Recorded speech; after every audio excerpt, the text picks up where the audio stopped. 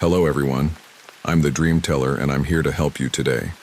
I know you use this video to fall asleep, so before that, like the video and subscribe to the channel. Also, where are you from and what time are you watching? Now get comfortable and relax. I never thought I'd find myself running for my life through the dense Appalachian forest. But then again, I never thought I'd stumble upon an illegal marijuana plantation either. It's funny how quickly a peaceful hike can turn into a nightmare. The day started like any other on my week-long solo trek. I woke up as the first rays of sunlight filtered through the canopy, casting dappled shadows on my tent. The air was crisp and clean, filled with the scent of pine and damp earth. I stretched, feeling the satisfying pop of my joints after a night on the hard ground. After a quick breakfast of granola and dried fruit, I packed up my gear and hit the trail. The path wound through the forest, occasionally opening up to reveal breathtaking views of the mountains beyond. I took my time, stopping often to admire wildflowers or listen to the chorus of birdsong echoing through the trees. Around midday, I decided to venture off the main trail. I'd heard rumors of a beautiful hidden waterfall, and my adventurous spirit got the better of me. I pulled out my map and compass, plotting a course through the unmarked wilderness. The going was tough. The underbrush was thick, and I had to push through brambles and low-hanging branches. Sweat beaded on my forehead, and my shirt clung to my back. But the promise of discovery kept me moving forward. After about an hour of bushwhacking, I noticed something odd. The forest ahead looked different.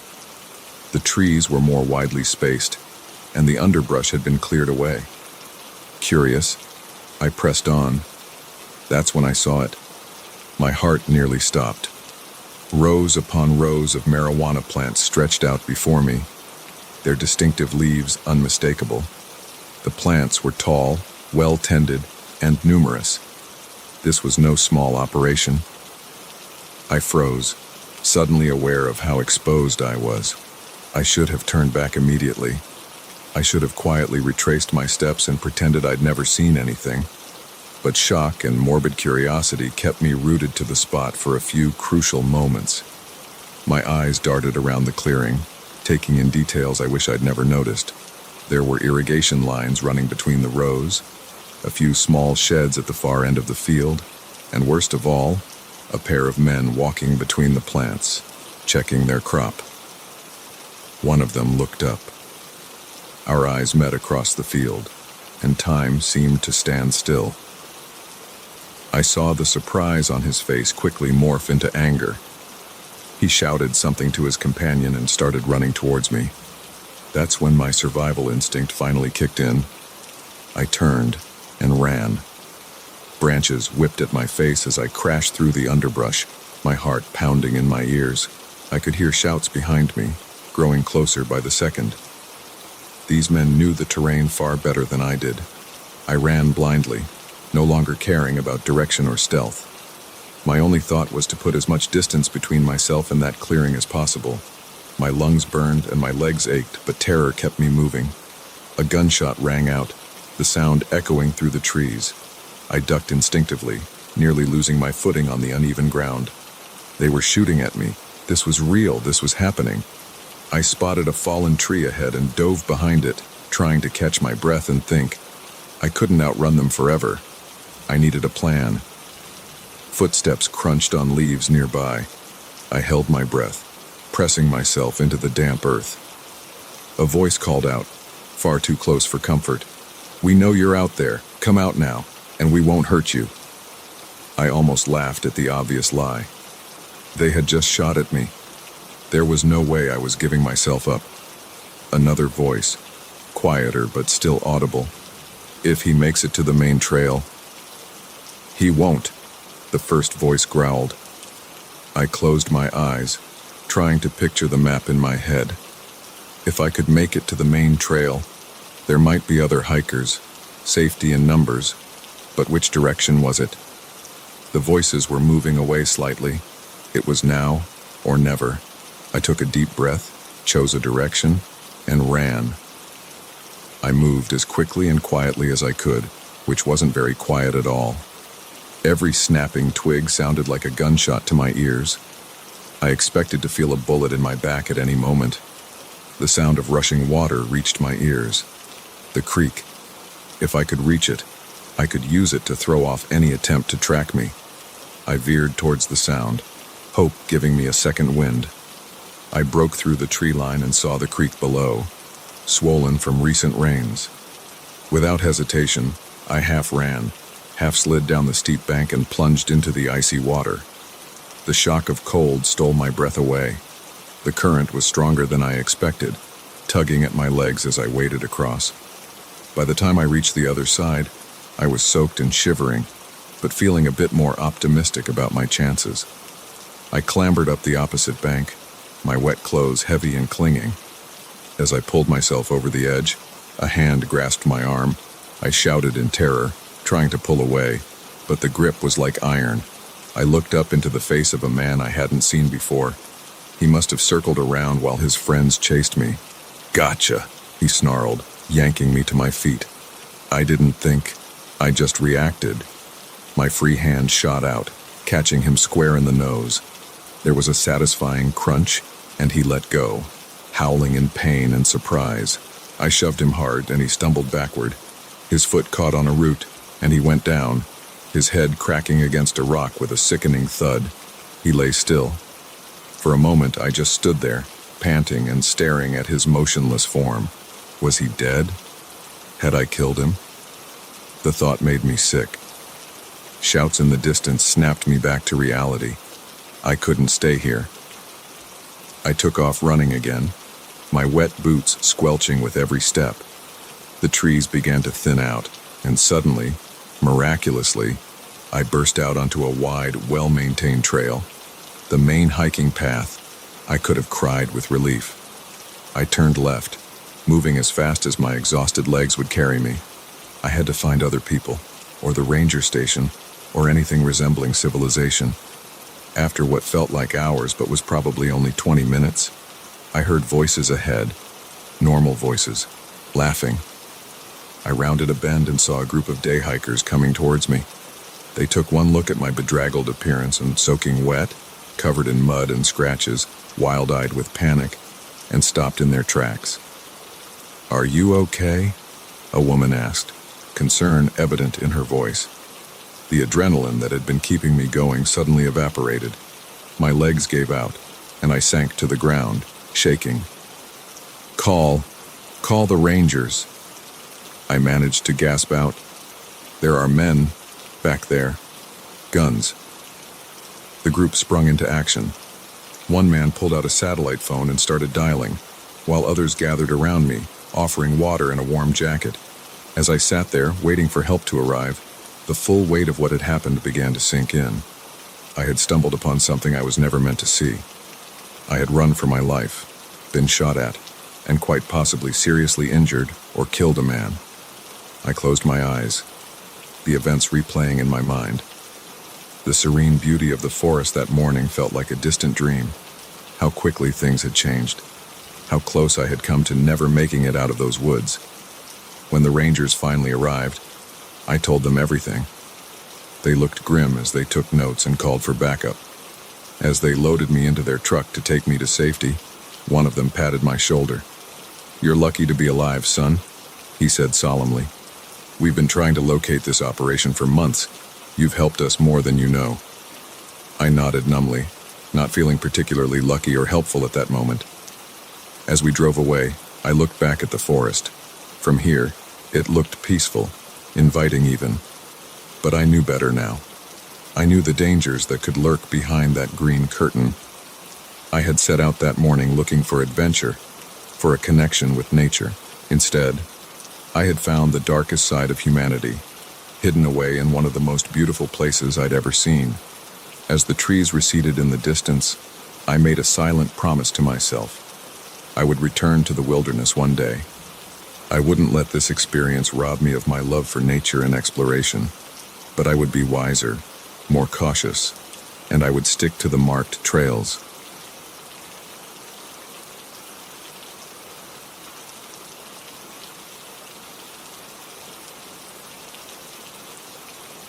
The moment I realized my ID was missing, a chill ran down my spine that had nothing to do with the cool mountain air.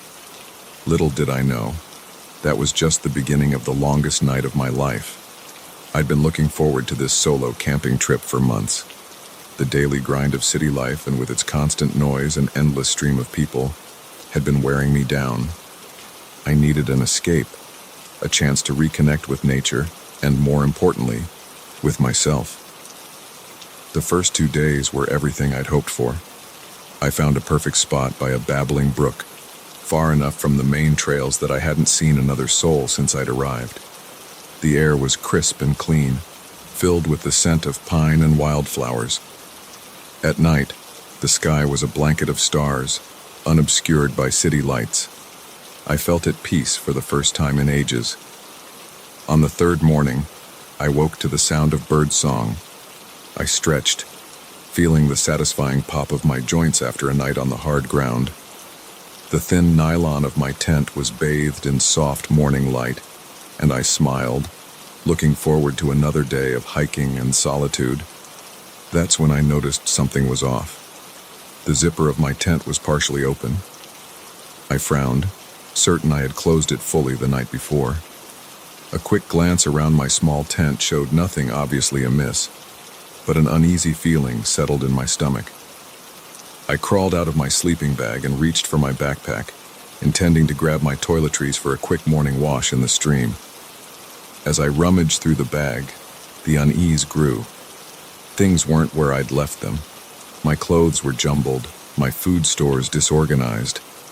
With growing dread, I searched for the small waterproof pouch where I kept my most important items. It wasn't in its usual spot. I dumped out the contents of my backpack, my movements becoming more frantic. The pouch was nowhere to be found. My hands shook as I ran them through my tangled hair. The pouch contained my ID, my credit cards, and my phone, my only link to the outside world. It was gone. I crawled out of the tent, my eyes scanning the campsite. Maybe I had taken the pouch out last night and forgotten. But deep down, I knew that wasn't the case. I was always careful with my valuables, especially out here in the wilderness.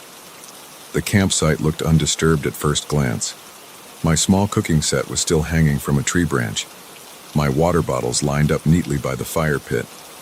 But then I saw it, a set of footprints in the soft earth near my tent, too large to be my own. Someone had been here. Someone had gone through my things while I slept. The realization hit me like a physical blow. I wasn't as alone out here as I had thought. The peace and safety I had felt shattered, replaced by a growing panic. I spent the next few hours searching desperately for the missing pouch, hoping against hope that it had simply been misplaced. But as the sun climbed higher in the sky, I had to accept the truth. It was gone, along with my only means of communication and identification. I sat by the cold fire pit, trying to think rationally through the fear. I had enough food and water to last a few more days. I knew roughly which direction would take me back to civilization, even without my map. I could hike out and find help. But the thought of spending another night here, knowing someone had invaded my campsite once, made my skin crawl. I decided to pack up and start hiking out immediately. I could cover a good distance before nightfall. As I was stuffing my sleeping bag into its compression sack, a twig snapped in the woods behind me. I whirled around, my heart pounding. The forest looked the same as it always had, sunlight dappling the leaves, a gentle breeze rustling the branches, but now it felt oppressive, full of hidden threats. "Hello?" I called out, hating how small and scared my voice sounded. There was no response and just the normal sounds of the forest. I turned back to my packing, my movements now hurried and clumsy. Every rustle of leaves made me flinch. Twice more I could have sworn I heard footsteps, but when I looked, there was nothing there. By the time I had everything packed, my nerves were frayed. I shouldered my backpack, took one last look at the campsite that had been my peaceful haven just hours ago, and set off down the trail. The hike was grueling. Every shadow seemed to move, every sound a potential threat. The weight of my pack and the stress of the situation quickly tired me out. But I pushed on, desperate to put as much distance between myself and the campsite as possible. As the afternoon wore on, doubt began to creep in. Was I going the right way? Without my map or phone, I was relying solely on my memory and sense of direction. The trees all started to look the same, the path less and less distinct. The sun was setting by the time I had to admit I was lost. The trail I had been following petered out into nothing, leaving me standing in a small clearing as the shadows lengthened around me. I was exhausted, scared, and completely turned around. I had no choice but to make camp for the night. With shaking hands, I set up my tent, no longer caring about finding the perfect spot. I didn't bother with a fire, not wanting to draw attention to myself. As full dark settled in, I crawled into my tent and zipped it up tight. Sleep was impossible. Every sound from the forest seemed amplified. The hoot of an owl made me gasp. The scurrying of some small animal nearby had me sitting bolt upright.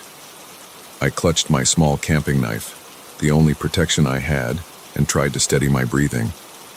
It must have been close to midnight when I heard it. Footsteps, slow and deliberate, circling my tent. I froze, not daring to breathe. The footsteps paused, then started again. Closer this time. A shadow fell across the tent wall. My heart was pounding so hard I was sure it must be audible. I wanted to scream, to run, to do something, but terror kept me paralyzed. A hand brushed against the tent, tracing a line down the nylon. I bit my lip to keep from whimpering. "I know you're in there," a voice said, low and gravelly. "Why don't you come on out? We need to have a little chat." I remained silent, my mind racing. Who was this person? What did they want? The zipper of my tent began to move, slowly inching upward.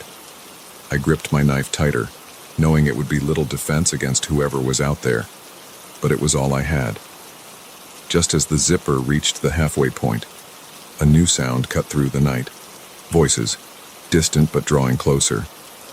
Flashlight beams bounced through the trees. The hand withdrew from my tent as if burned. I heard a muttered curse, then the sound of someone crashing away through the underbrush. "Hello?" A new voice called out. "Forest Service, is anyone there?" Relief flooded through me, so intense it left me lightheaded. I scrambled out of the tent. "Here!"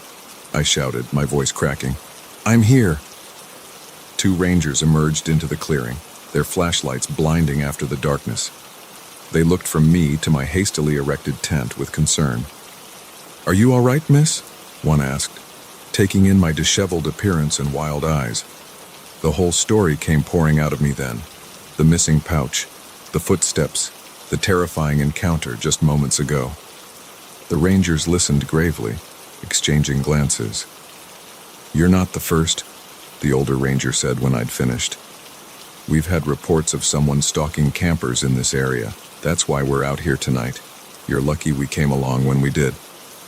Lucky? The word seemed inadequate to describe how I felt. The rangers escorted me back to their station, where I gave a formal statement.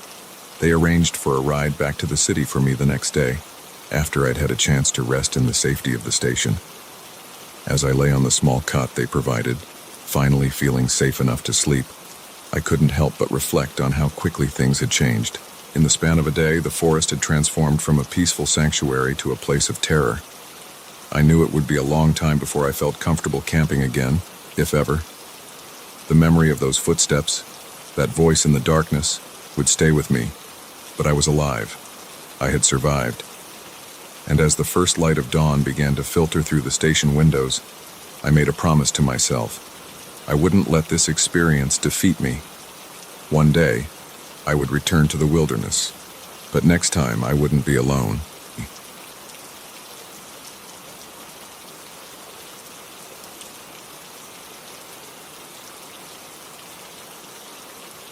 The moment I saw the men with rifles through my camera lens, I knew I was in trouble. What I didn't know was how quickly my peaceful wildlife expedition would turn into a desperate fight for survival. I've always been passionate about wildlife photography. There's something magical about capturing the raw beauty of nature, freezing moments that most people never get to see. That's what brought me to this remote corner of the Alaskan wilderness, miles from the nearest town and even further from anything resembling civilization. I'd been out here for nearly 2 weeks, my tent a temporary home amidst the towering pines and rugged landscape. The solitude was blissful, broken only by the calls of birds and the occasional rustle of animals moving through the underbrush. Each day, I'd wake with the sun, eager to see what new wonders I might capture through my lens. On this particular morning, I set out just as the first rays of sunlight were painting the sky in hues of pink and gold. I had a specific location in mind, a small clearing where I'd set up some trail cameras a few days prior. I was hoping to get some shots of the local wolf pack that I knew passed through the area. The hike was invigorating, the crisp morning air filling my lungs as I carefully picked my way along the faint trail. The weight of my camera gear was familiar and comforting on my back. As I neared the clearing, I slowed my pace, moving as quietly as possible to avoid startling any wildlife. I reached the edge of the clearing and crouched down, surveying the area before entering. That's when I saw them. 3 men, dressed in camouflage, carrying high-powered rifles. They were gathered around something on the ground, something large. My breath caught in my throat as I realized what I was seeing. A wolf, its magnificent silver coat now stained red. These weren't hunters. This was poaching, plain and simple. Without thinking, I raised my camera and started shooting. The telephoto lens brought the scene into sharp focus. The men's faces, the guns, the dead wolf, evidence. My heart was pounding, but my hands remained steady, years of practice taking over. I was so focused on capturing the scene that I didn't notice one of the men look up, didn't see him nudge his companions and point in my direction. It wasn't until I heard the shout that I realized my mistake. "Hey, you there?" I dropped to the ground, but it was too late. They'd seen me. Panic surged through me as I heard them start to move in my direction. I scrambled backward, staying low, then turned and ran. The forest that had seemed so peaceful just moments ago now felt oppressive, full of obstacles trying to trip me up. Branches whipped at my face as I crashed through the underbrush, the sound of pursuit behind me spurring me on. I ran without direction, my only thought to put as much distance between myself and the poachers as possible. My lungs burned and my legs ached, but fear kept me moving. I could hear them shouting to each other, their voices too close for comfort. After what felt like hours but was probably only minutes, I burst out of the trees onto a rocky slope. I paused for a moment, gasping for breath, trying to get my bearings. That's when I heard the gunshot. The crack of the rifle echoed through the valley, followed by the whine of a bullet passing far too close. They were shooting at me. This wasn't about scaring me off anymore. They meant to silence me permanently. I dove behind a large boulder, my heart pounding so hard I thought it might burst from my chest. What had I gotten myself into? I was no action hero, just a wildlife photographer who'd stumbled into something far bigger and more dangerous than I'd ever imagined. Another shot rang out, chips of rock exploding from the boulder next to my head. I needed to move, to find better cover. My eyes darted around, looking for an escape route. The slope continued upward, becoming steeper and rockier. It would be difficult terrain, but it might slow my pursuers down. Taking a deep breath, I sprinted from behind the boulder, zigzagging as I climbed. More shots followed, but the uneven ground seemed to throw off their aim. I didn't look back, focusing all my energy on the climb. I reached a small ledge and allowed myself a moment's rest, pressing myself against the rock face. The shouts of the men were more distant now, but still too close for comfort. I knew I couldn't keep this pace up for long. I needed a plan. That's when I remembered my satellite phone, safely tucked away in my backpack. If I could just find a moment to make a call, to alert the authorities. But first, I needed to find a safe spot. I continued my climb, moving as quickly and quietly as I could. The terrain became increasingly difficult, requiring all my concentration to navigate safely. The voices of my pursuers faded, replaced by the sound of my own labored breathing and pounding heart. Finally, I reached a small cave-like opening in the rock face. It wasn't deep, but it offered some shelter and a place to catch my breath. I squeezed inside, wincing as my camera bag scraped against the rock. I'd forgotten I was still carrying it, the instinct to protect my gear ingrained after years of field work. With shaking hands, I unzipped my backpack and pulled out the satellite phone. As I went to turn it on, my heart sank. The screen remained dark, dead battery. I'd been so caught up in my photography over the past few days that I'd forgotten to charge it. A wave of despair washed over me. I was alone, being hunted by armed men, with no way to call for help. For a moment, I considered giving up. Maybe if I surrendered, explained that I'd delete the photos. No, I couldn't take that risk. These men had already shown they were willing to kill. I had to keep going, had to find a way out of this. I allowed myself a few more minutes of rest, then reluctantly left the safety of my rocky shelter. The sun was high in the sky now, the heat making my clothes stick to my skin with sweat. I needed to find water soon, or dehydration would become as much of a threat as the poachers. I continued moving, sticking to areas with more cover. Every snapping twig made me flinch. Every shadow seemed to hide a threat. Hours passed this way, the strain of constant vigilance taking its toll. As the light began to fade, I knew I needed to find a place to spend the night. The thought of being out here in the dark, knowing those men were still looking for me, made my skin crawl. But I had no choice. I found a dense thicket of bushes and crawled inside, ignoring the scratches from the branches. It wasn't comfortable, but it offered some concealment. I curled up, trying to make myself as small as possible. Sleep was impossible. Every sound had me tensing, expecting to see the barrel of a gun poking through the leaves.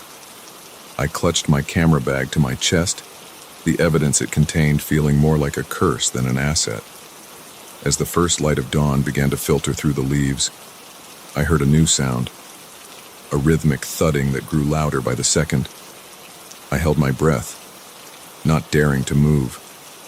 The sound grew to a roar, and suddenly a large shape passed overhead. A helicopter. My heart leapt. Someone was looking for me. I burst out of my hiding place, waving my arms frantically. The helicopter circled back, hovering lower. I could see the words, Forest Service, emblazoned on its side. As it landed in a nearby clearing, I felt a wave of relief so strong it nearly brought me to my knees. Park rangers poured out, rushing to my side. Their questions washed over me in a blur. Was I hurt? Were the men still in the area? Did I need medical attention? I managed to stammer out my story, showing them the photos on my camera. Their faces grew grave as they realized the extent of what I'd uncovered. One of the rangers, an older man with kind eyes, placed a hand on my shoulder. "You've been incredibly brave," he said, "but you're safe now. We'll take care of everything from here." As they led me to the helicopter, I took one last look at the wilderness around me. It was as beautiful as ever, the morning sun painting the landscape in soft light. But now I knew the darkness that could lurk in even the most beautiful places. I was alive. I had survived. And I had the evidence to bring those poachers to justice. As the helicopter lifted off, carrying me back to safety, I made a silent promise to myself. I would return to the wild. I wouldn't let this experience rob me of my passion, but next time, I'd be better prepared, more cautious, and maybe, just maybe, a little bit braver.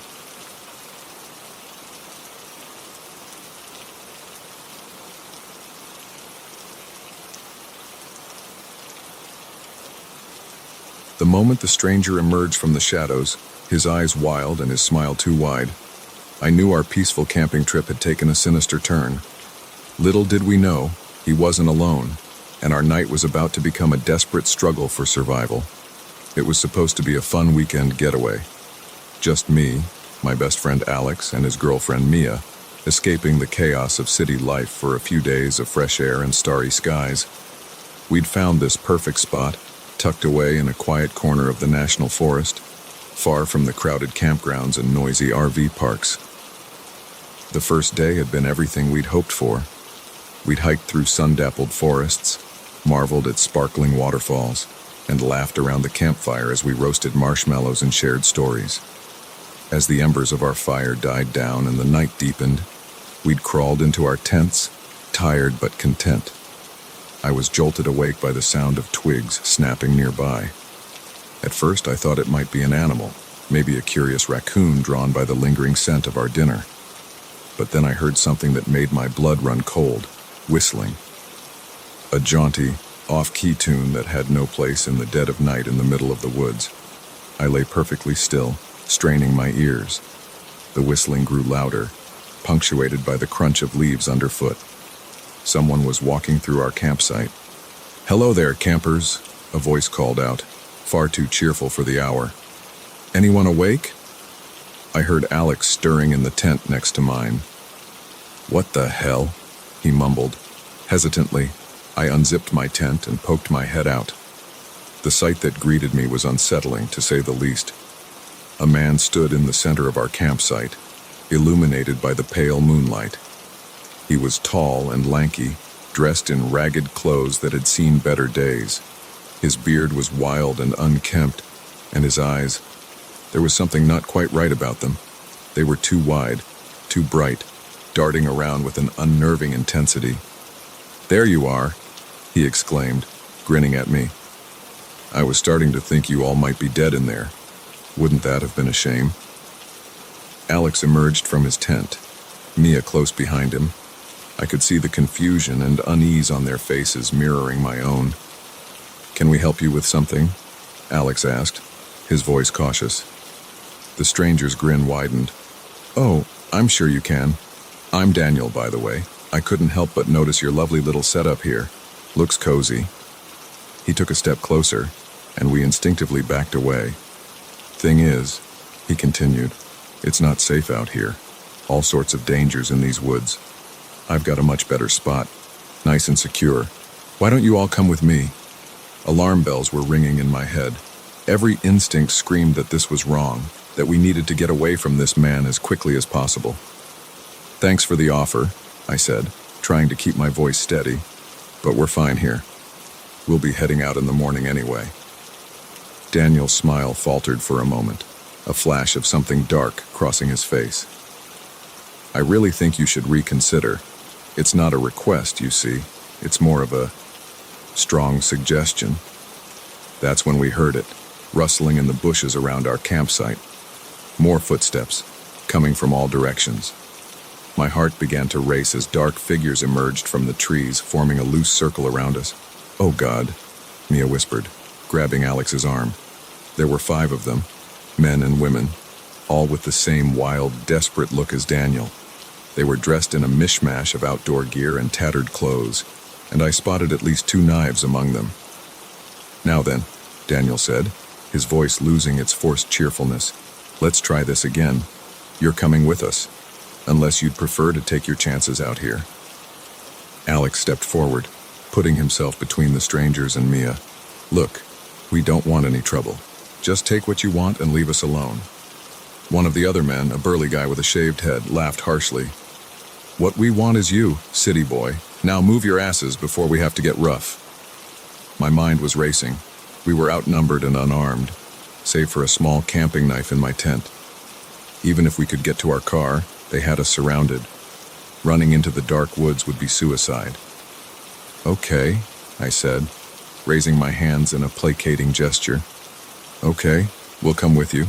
Just give us a minute to grab our things."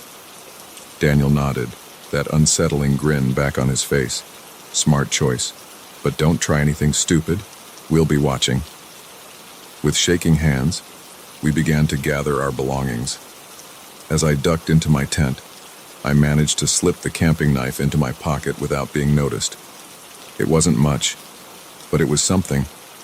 They marched us through the forest, deeper into the wilderness. The moon had vanished behind the clouds, leaving us in near total darkness. I stumbled over roots and rocks, the group's rough hands shoving me forward whenever I slowed. After what felt like hours, we arrived at a clearing.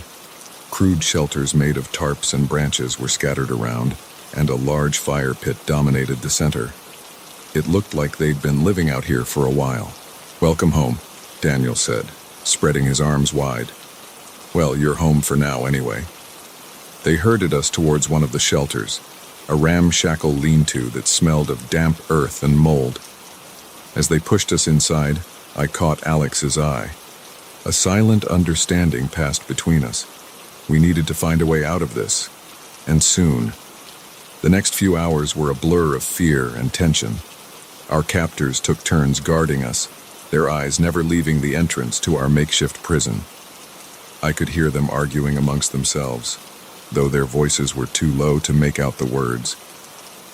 As dawn began to break, casting a pale light through the gaps in our shelter, I felt a tap on my shoulder.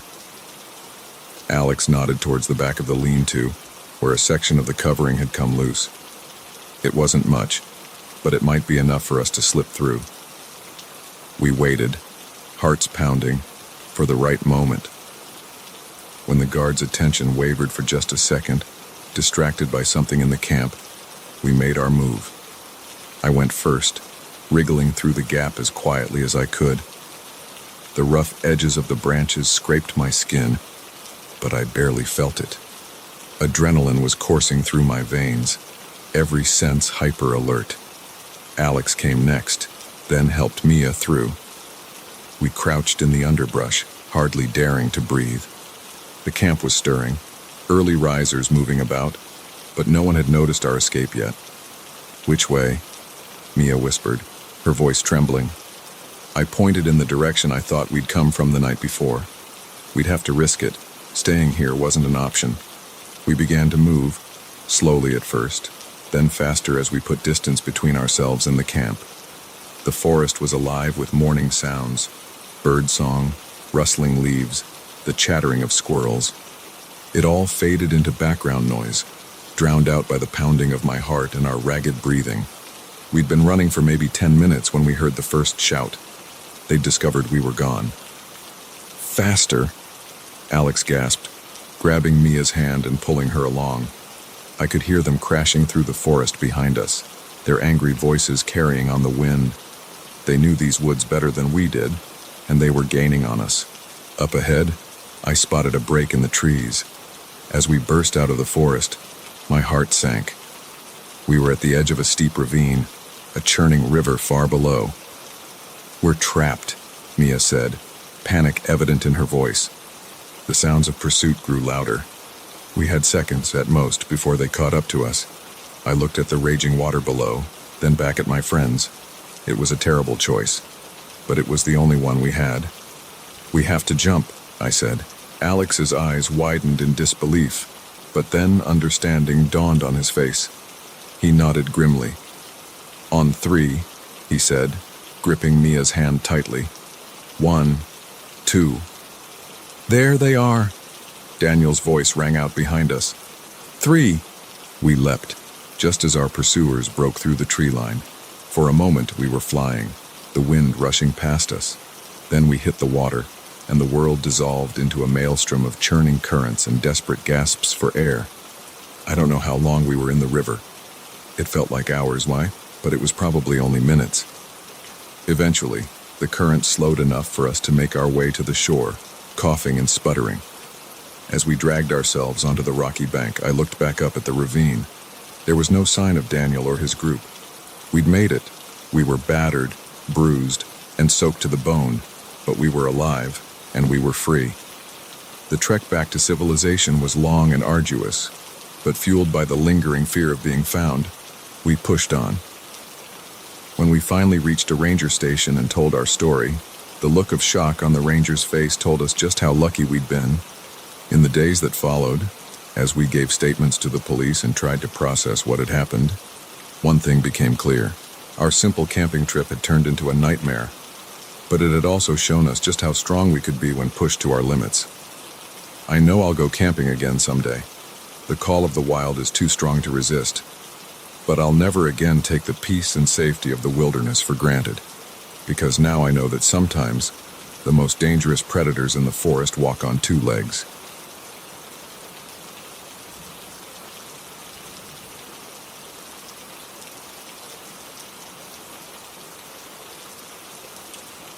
moment I heard the voices drifting across the still water, I knew my solitary canoe trip had taken a sinister turn.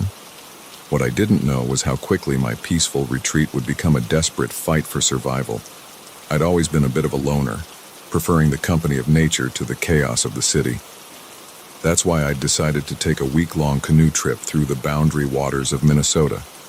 Just me, my canoe, and miles of pristine wilderness stretching out in every direction. The first few days were everything I'd hoped for. I paddled through crystal-clear lakes, portaged across rugged trails, and slept under a canopy of stars so bright it took my breath away. The solitude was intoxicating, a balm for my stress-worn soul. On the fourth day, I found the perfect campsite, a small, rocky island in the middle of a large lake. It was barely big enough for my tent, but it offered an unobstructed view in all directions. As I set up camp, I felt a sense of peace wash over me. This was why I'd come out here. As the sun began to set, painting the sky in brilliant hues of orange and pink, I noticed something odd. A canoe, far off on the distant shore. It wasn't unusual to see other paddlers out here, but something about this one caught my attention. It was moving erratically, zigzagging along the shoreline as if searching for something. I watched it for a while through my binoculars, curiosity piqued. There were two men in the canoe, both wearing dark clothing. They seemed to be arguing, gesturing angrily at each other and the shoreline. Eventually, they pulled up to a small cove and disappeared into the trees. I shrugged it off, turning my attention back to setting up my camp for the night. But as darkness fell, an uneasy feeling settled in my gut. Something about those men hadn't seemed right. I was jolted awake in the middle of the night by the sound of voices carrying across the water. At first, I thought I was dreaming. Out here, the only nighttime sounds should have been loons calling and waves lapping at the shore. But as I listened, the voices became clearer. "It has to be around here somewhere," one voice said, gruff and impatient. "We've been searching for hours," another replied. "Maybe we should wait until daylight." I held my breath, straining to hear more. Were these the same men I'd seen earlier? What were they looking for? A beam of light cut through the darkness, sweeping across the water. They were using a spotlight, methodically searching the shoreline. I ducked down, grateful for the small size of my island. In the dark, it would be easy to miss. As I lay there, heart pounding, I ran through possible scenarios in my mind. Maybe they were just fellow campers who had lost something. But the late hour, the secretive behavior, it all pointed to something more sinister. The voices grew closer, and I risked peeking out of my tent. I could see their canoe now, a dark shape gliding silently across the moonlit water. They were heading straight for my island. Panic surged through me. I had nowhere to run, nowhere to hide. My little island suddenly felt like a prison. I scrambled to gather my most important gear, my emergency radio, water filter, and a small bag of trail mix. With shaking hands, I shoved them into a dry bag and slipped into the water on the far side of the island, using my tent as cover. The water was shockingly cold, and I had to bite my lip to keep from gasping. I submerged myself up to my neck, clinging to a rocky outcropping as I watched the canoe approach. It bumped against the shore of my island, and two men climbed out. In the moonlight, I could see them more clearly now. They were rough-looking, with unkempt beards and clothes that had seen better days. One carried a spotlight, the other a large duffel bag. "Check the tent," the man with the spotlight ordered. His companion unzipped my tent and ducked inside. "Empty," he reported, "but still warm. Someone was here recently." "Damn it," the first man swore. Oh, where could they have gone? They began to search the island, which didn't take long given its small size. I pressed myself closer to the rocks, praying they wouldn't think to look in the water. The cold was seeping into my bones, and I wasn't sure how much longer I could stay submerged without starting to shiver uncontrollably. As they completed their search, I overheard snippets of their conversation. Words like stash, border, and patrol floated across the water. With a sinking feeling, I realized what I had stumbled upon: drug smugglers using the remote wilderness to move their product across the Canadian border. After what felt like hours, but was probably only minutes, the men returned to their canoe. "He couldn't have gone far," one said. "Let's check the next island over." I watched as they paddled away, their voices fading into the night. Only when I was sure they were gone did I allow myself to climb out of the water, my limbs stiff and aching from the cold. I knew I couldn't stay here. They would likely return to search again, and next time I might not be so lucky. But I also knew that trying to paddle away in the dark would be dangerous, if not impossible. I was trapped. With no other choice, I gathered what gear I could and retreated to the densest patch of undergrowth on the island. It wasn't much, but it would have to do. I huddled there, wet and miserable, as the night wore on. Every sound made me flinch: the splash of a fish, the rustle of leaves in the breeze. I kept expecting to see the beam of their spotlight cutting through the darkness again. But as the sky began to lighten with the first hints of dawn, I was still alone. As soon as it was light enough to see, I broke camp as quickly and quietly as I could. I loaded my canoe, constantly scanning the lake for any sign of the men. The morning mist hung low over the water, providing some cover but also making it hard to see very far. I set off, paddling hard. I knew I needed to put as much distance between myself and this place as possible, but I also knew that out on the open water, I would be exposed and vulnerable if they spotted me. For hours, I paddled, my muscles screaming in protest. Every time I heard the faint sound of a motor or saw a shape move through the mist, I would duck into a cove or behind an island, heart racing. It was mid-afternoon when I heard it, the unmistakable sound of a canoe cutting through water. I peered around the edge of the small island I'd been using for cover and saw them. The two men, paddling hard, scanning the lake. They were following my trail. I ducked back, mind racing. I couldn't outrun them. They were fresher, and their canoe was lighter without all the camping gear. I needed another plan. That's when I spotted it, a narrow channel leading into a maze of small islands and shallow reefs. It would be tricky to navigate, especially in a loaded canoe, but I knew it was my only chance. Taking a deep breath, I pushed off and made a break for the channel. Almost immediately, I heard shouts behind me. They'd spotted me. What followed was the most intense paddling of my life. I weaved through the channel, scraping over hidden rocks and squeezing through gaps barely wider than my canoe. All the while, I could hear them behind me, their curses echoing off the rocky shores as they struggled to follow. I was running on pure adrenaline, every muscle straining as I pushed myself to the limit. I knew that one wrong turn, one mistake, could mean the difference between escape and capture. Finally, after what felt like hours but was probably only minutes, I burst out of the maze into open water. In the distance, I could see buildings, a ranger station on the edge of the boundary waters. With a final surge of energy, I paddled towards it. I could still hear the men behind me, but their voices were fainter now. They wouldn't dare follow me to the ranger station. As I pulled up to the dock, legs shaking so badly I could barely stand, a ranger came out to meet me. One look at my face must have told him something was wrong. "Are you all right?" he asked, helping me out of the canoe. The whole story came pouring out of me then. The suspicious men, the midnight search, my desperate flight through the wilderness. The ranger listened gravely, then immediately radioed for backup. In the days that followed, as I gave statements to the police and tried to process what had happened, one thing became clear.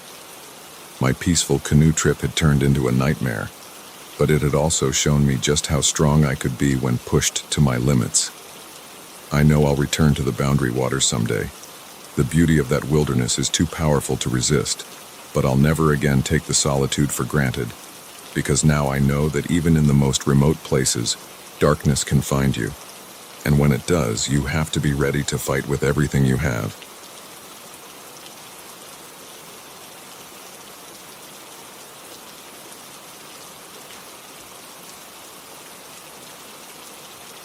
The moment I saw the fresh footprints in the dust of the abandoned cabin, I knew we weren't alone. What I didn't know was how quickly our curiosity would turn into a fight for survival. It was supposed to be a simple weekend hike, just me and Sarah. We'd been dating for a few months, and this was our first real getaway together. Both of us loved the outdoors, and the promise of exploring an old logging trail in the Cascades seemed like the perfect adventure. The weather was perfect that Saturday morning as we set off, the late summer sun warming our backs as we trudged up the overgrown trail. Sarah was a few paces ahead of me, her blonde ponytail swinging in rhythm with her steps. I found myself smiling, feeling lucky to be here with her. We'd been hiking for about 3 hours when we first saw the cabin. It was nestled in a small clearing, half hidden by the encroaching forest. The wooden structure looked ancient, its walls weathered gray by countless seasons. "Hey, check that out," I called to Sarah, pointing towards the cabin. She turned, her eyes lighting up with curiosity. "Oh wow, I wonder how old it is."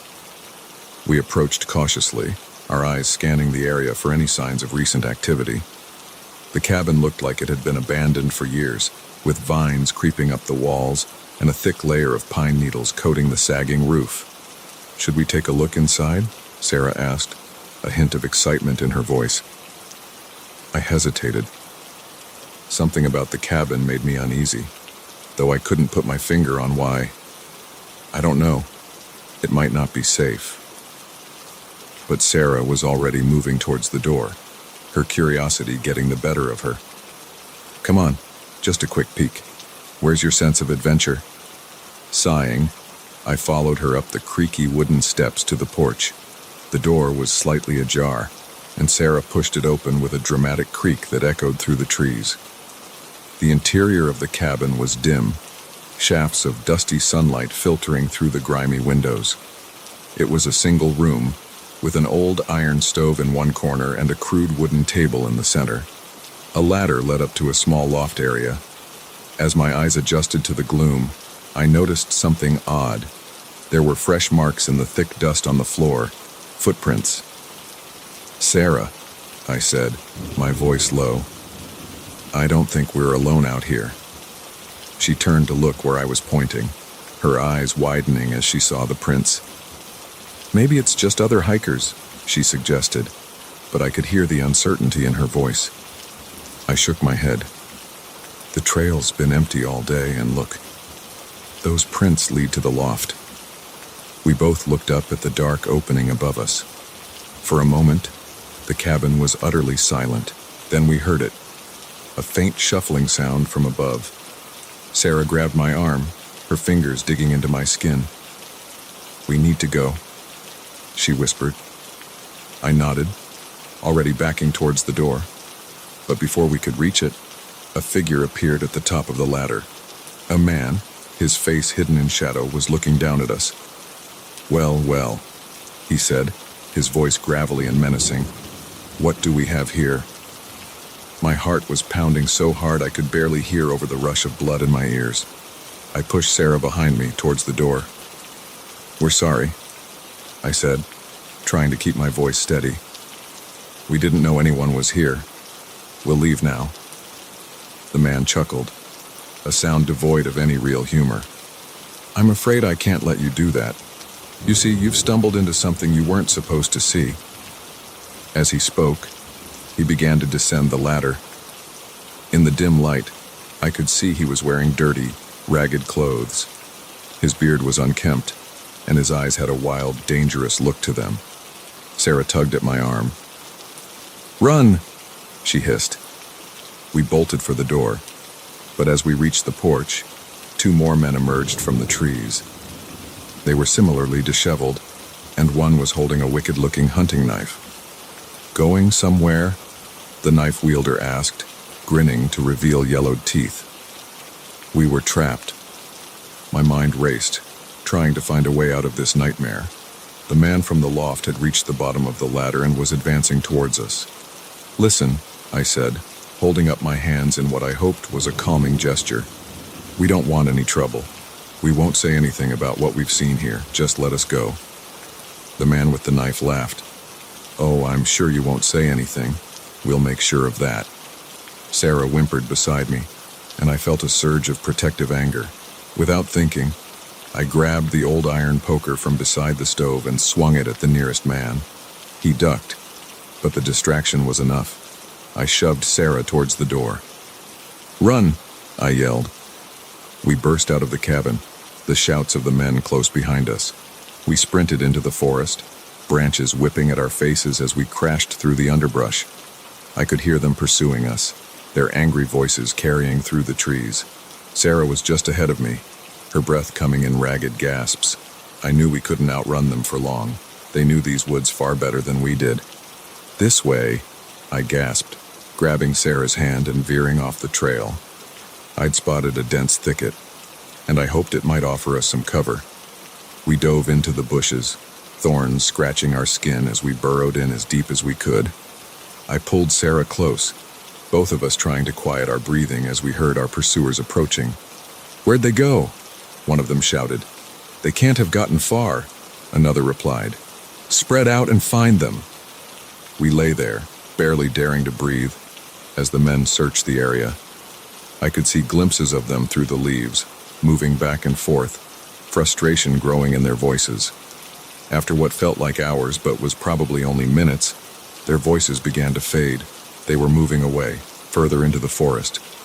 "I think they're gone," Sarah whispered. I nodded, but gestured for her to stay quiet. We waited a few more minutes, straining our ears for any sound of the men returning. Finally, when I was as sure as I could be that the coast was clear, we carefully extracted ourselves from the thicket. We were scratched and bruised, our clothes torn, but we were alive. "We need to get back to the car," I said, trying to orient myself. In our panic, we'd run quite a way off the trail. Sarah nodded, her face pale but determined. "Which way?" I looked around, trying to remember the route we'd taken. The forest looked different now, more menacing. Every shadow seemed to hide a threat. "I think this way," I said, pointing. I hoped I sounded more confident than I felt. We set off, moving as quickly and quietly as we could. Every snapping twig made us flinch. Every rustle in the undergrowth had us freezing in place. The forest that had seemed so beautiful this morning now felt like a green prison. After what felt like an eternity of tense hiking, we finally spotted a familiar landmark, a distinctive bent tree we'd passed on our way up. Relief flooded through me as I realized we were on the right track. "We're close," I told Sarah, squeezing her hand. But our relief was short-lived. As we rounded a bend in the trail, we came face to face with one of our pursuers. He looked as surprised to see us as we were to see him. For a moment, we all stood frozen. Then Sarah reacted, grabbing a large branch from the ground and swinging it at the man's head. It connected with a sickening thud, and he went down. "Run!" Sarah yelled, and we took off down the trail. We could hear shouts behind us as the man's companions discovered him. But we had a head start now, and desperation lent speed to our feet. Finally, mercifully, we burst out of the tree line into the parking area where we'd left our car. I fumbled with the keys, my hands shaking so badly I could barely get them into the lock. Just as I heard the sound of pursuit breaking through the trees, we tumbled into the car. I started the engine and floored it, gravel spraying as we peeled out of the lot.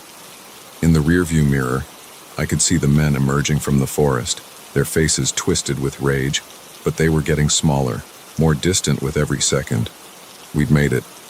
We drove in silence for a while, both of us trying to process what had just happened. It wasn't until we were back on the main highway that Sarah spoke. What do you think they were doing out there?"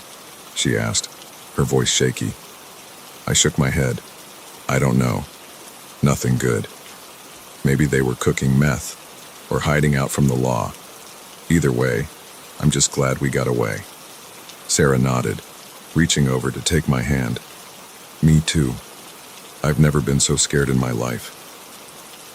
As the miles rolled by, putting more and more distance between us and that nightmare in the woods, I found myself reflecting on how quickly things had changed. What had started as a pleasant hike had turned into a terrifying fight for survival. I knew we'd need to report what had happened to the authorities. Those men were dangerous, and who knew how many other unsuspecting hikers might stumble into their trap. But for now, I was just grateful to be alive. Grateful to be here with Sarah, heading home. The forest had shown us its darker side today, a reminder that even in the most beautiful places, danger can lurk just out of sight. I squeezed Sarah's hand, feeling a newfound appreciation for her strength and quick thinking. We'd faced this together, and somehow we'd made it through. Whatever came next, I knew we'd face it together too. As we drove on towards home and safety, I made a silent promise to myself. I'd return to the mountains someday. I wouldn't let this experience rob me of my love for the wilderness. But next time I'd be more prepared, more vigilant. Because now I knew that sometimes the most dangerous things in the forest walk on two legs.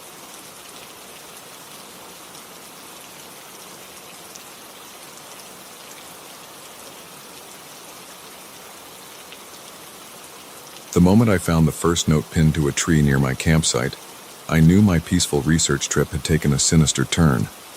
What I didn't realize was how quickly it would escalate into a terrifying game of cat and mouse in the wilderness. I'd come to the Adirondacks to study the impact of climate change on high-altitude flora. It was supposed to be a month-long solo expedition, just me and the mountains. I'd done trips like this before and always relished the solitude, the chance to immerse myself in nature without distractions. The first week was exactly what I'd hoped for. I set up a base camp in a small clearing, close to a babbling brook that provided fresh water. Each day, I'd hike to different elevations, meticulously documenting plant species and taking soil samples. The work was engrossing, and the scenery was breathtaking. In the evenings, I'd return to my tent, record my findings, and fall asleep to the gentle sounds of the forest. It was on the 8th day that everything changed. I was returning from a particularly grueling hike when I spotted something out of place, a scrap of paper attached to a pine tree near my tent. Curious, I approached and pulled it free. The message, written in messy scrawl, sent a chill down my spine. "I see you."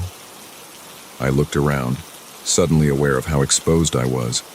The forest that had felt so welcoming now seemed oppressive, full of hidden threats. I told myself it was probably just some hiker playing a prank, but a nagging doubt lingered in the back of my mind. I slept fitfully that night, starting at every sound. The next morning, I contemplated packing up and leaving, but the thought of abandoning my research over what might be a harmless joke seemed ridiculous. So I stayed, though I found myself constantly looking over my shoulder as I worked. 2 days passed without incident, and I started to relax. Maybe it had been a one-off thing after all. But when I returned to camp on the 3rd day, my blood ran cold. Another note, this time pinned to my tent. "You shouldn't be here." Fear gripped me. This was no longer a prank. Someone was watching me, stalking me through the wilderness. But why? What did they want? I grabbed my satellite phone, intending to call for help, only to find it was dead. Panic surged through me as I realized the battery had been removed. Whoever was doing this had been in my tent, had gone through my things. I needed to leave, immediately. But as I started to pack up my gear, a terrifying thought struck me. What if they were out there right now, watching me? Would they try to stop me if I attempted to hike out? As if in answer to my unspoken question, I heard a twig snap in the woods behind me. I whirled around, heart pounding, but saw nothing but trees and shadows. The forest suddenly felt alive with menace, every rustle of leaves a potential threat. I made a split-second decision. Grabbing only my backpack with some essential supplies, I took off down the trail, leaving the rest of my gear behind. I had to get back to civilization, to safety. The hike out should have taken about 6 hours, but as darkness fell, I realized with growing dread that I was lost. In my panic, I must have taken a wrong turn. The trail I was on was becoming less distinct, overgrown in places. I was in a part of the forest I didn't recognize. As the last light faded from the sky, I was forced to stop. Hiking in the dark would be too dangerous. I found a small hollow beneath a large oak tree and huddled there, too terrified to sleep. Every sound made me flinch. The hoot of an owl, the scurrying of some small animal, the wind whistling through the trees. But worse than the sounds were the silences, when I strained my ears for any hint of approach. Dawn found me exhausted and on edge. As I crawled out of my makeshift shelter, my heart nearly stopped. There, pinned to the trunk of the oak tree, was another note: "You can't hide." They had found me in the night. They had been close enough to leave a note while I huddled, unaware, mere feet away. The realization sent a wave of nausea through me. I started running then, all attempts at stealth abandoned. I crashed through the underbrush, branches whipping at my face, roots threatening to trip me. I had no idea if I was going in the right direction, but I knew I couldn't stay still. Hours passed in a blur of terror and exhaustion. My legs ached, my lungs burned, but still I pushed on. As the day wore on, I began to hear things: twigs snapping, leaves rustling, always behind me, always just out of sight. Was I being pursued, or was my fear-addled mind playing tricks on me? As the sun began to set for the second time since my flight began, I stumbled upon an old fire tower. It loomed above the trees, a metal skeleton against the darkening sky. With no better options, I began to climb. The metal rungs were slick with dew, and my trembling hands made the ascent treacherous. But finally, I reached the small room at the top. It was empty, abandoned long ago, but it had a door that locked. For the first time in days, I felt a glimmer of hope. I huddled in a corner of the tiny room, watching as night fell over the forest. From up here, I could see for miles in every direction. Surely, I thought, I would be able to spot anyone approaching. As the hours crawled by, my exhaustion began to overtake my fear. Despite my best efforts, I felt my eyelids growing heavy. I drifted into an uneasy sleep, filled with nightmares of faceless pursuers. I awoke with a start, unsure how long I'd been asleep. The first rays of dawn were just beginning to lighten the sky, and there, propped against the far wall of the room, was a piece of paper that hadn't been there when I fell asleep. With shaking hands, I unfolded it. "Look behind you." I whirled around. A scream caught in my throat, but there was no one there. Just the door, still locked from the inside. How was this possible?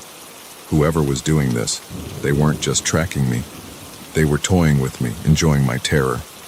In that moment, something in me snapped. The fear that had been driving me for days transformed into a cold, hard anger.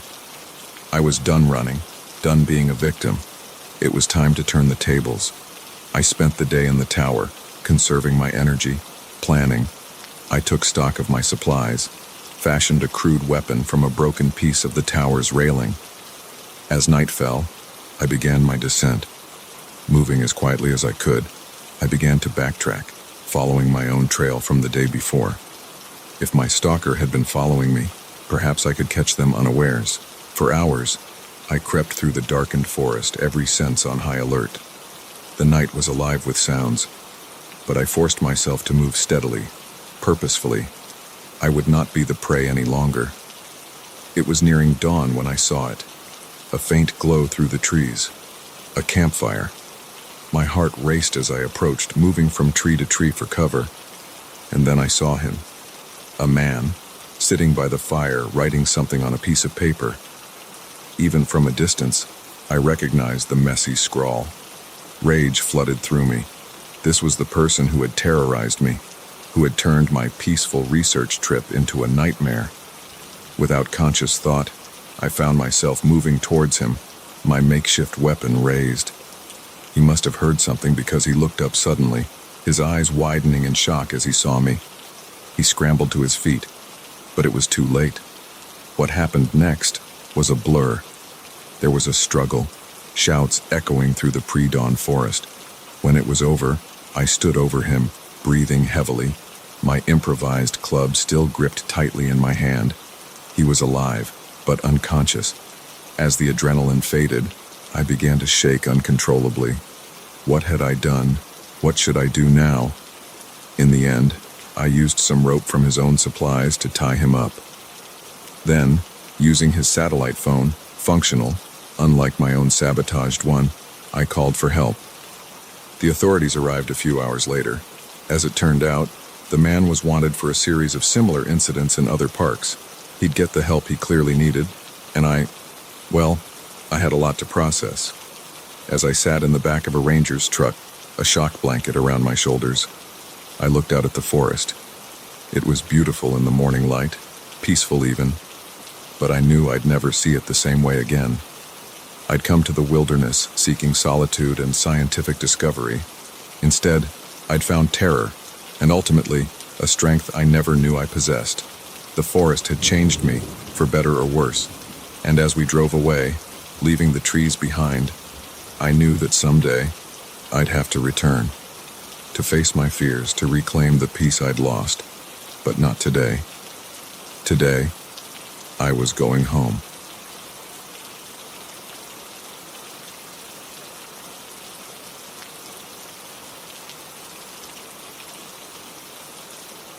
The moment the strangers emerged from the darkness, their eyes glinting in the firelight, I knew our family camping trip had taken a terrifying turn.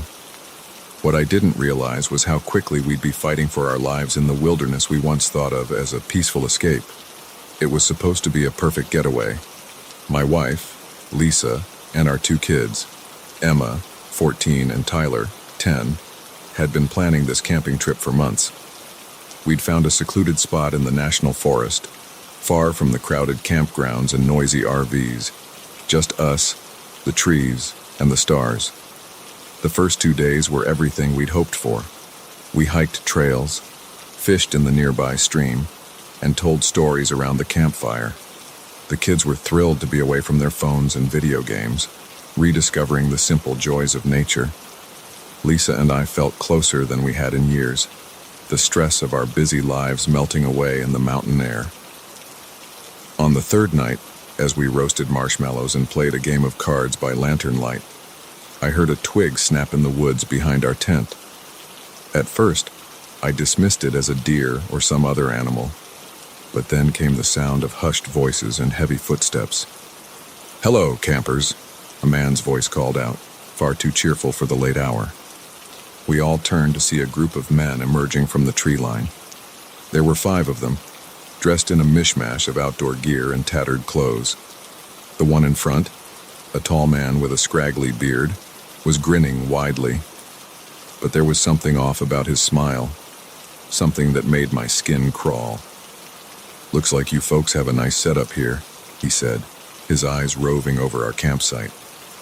"Mind if we join you for a bit?" I stood up, instinctively moving between the strangers and my family.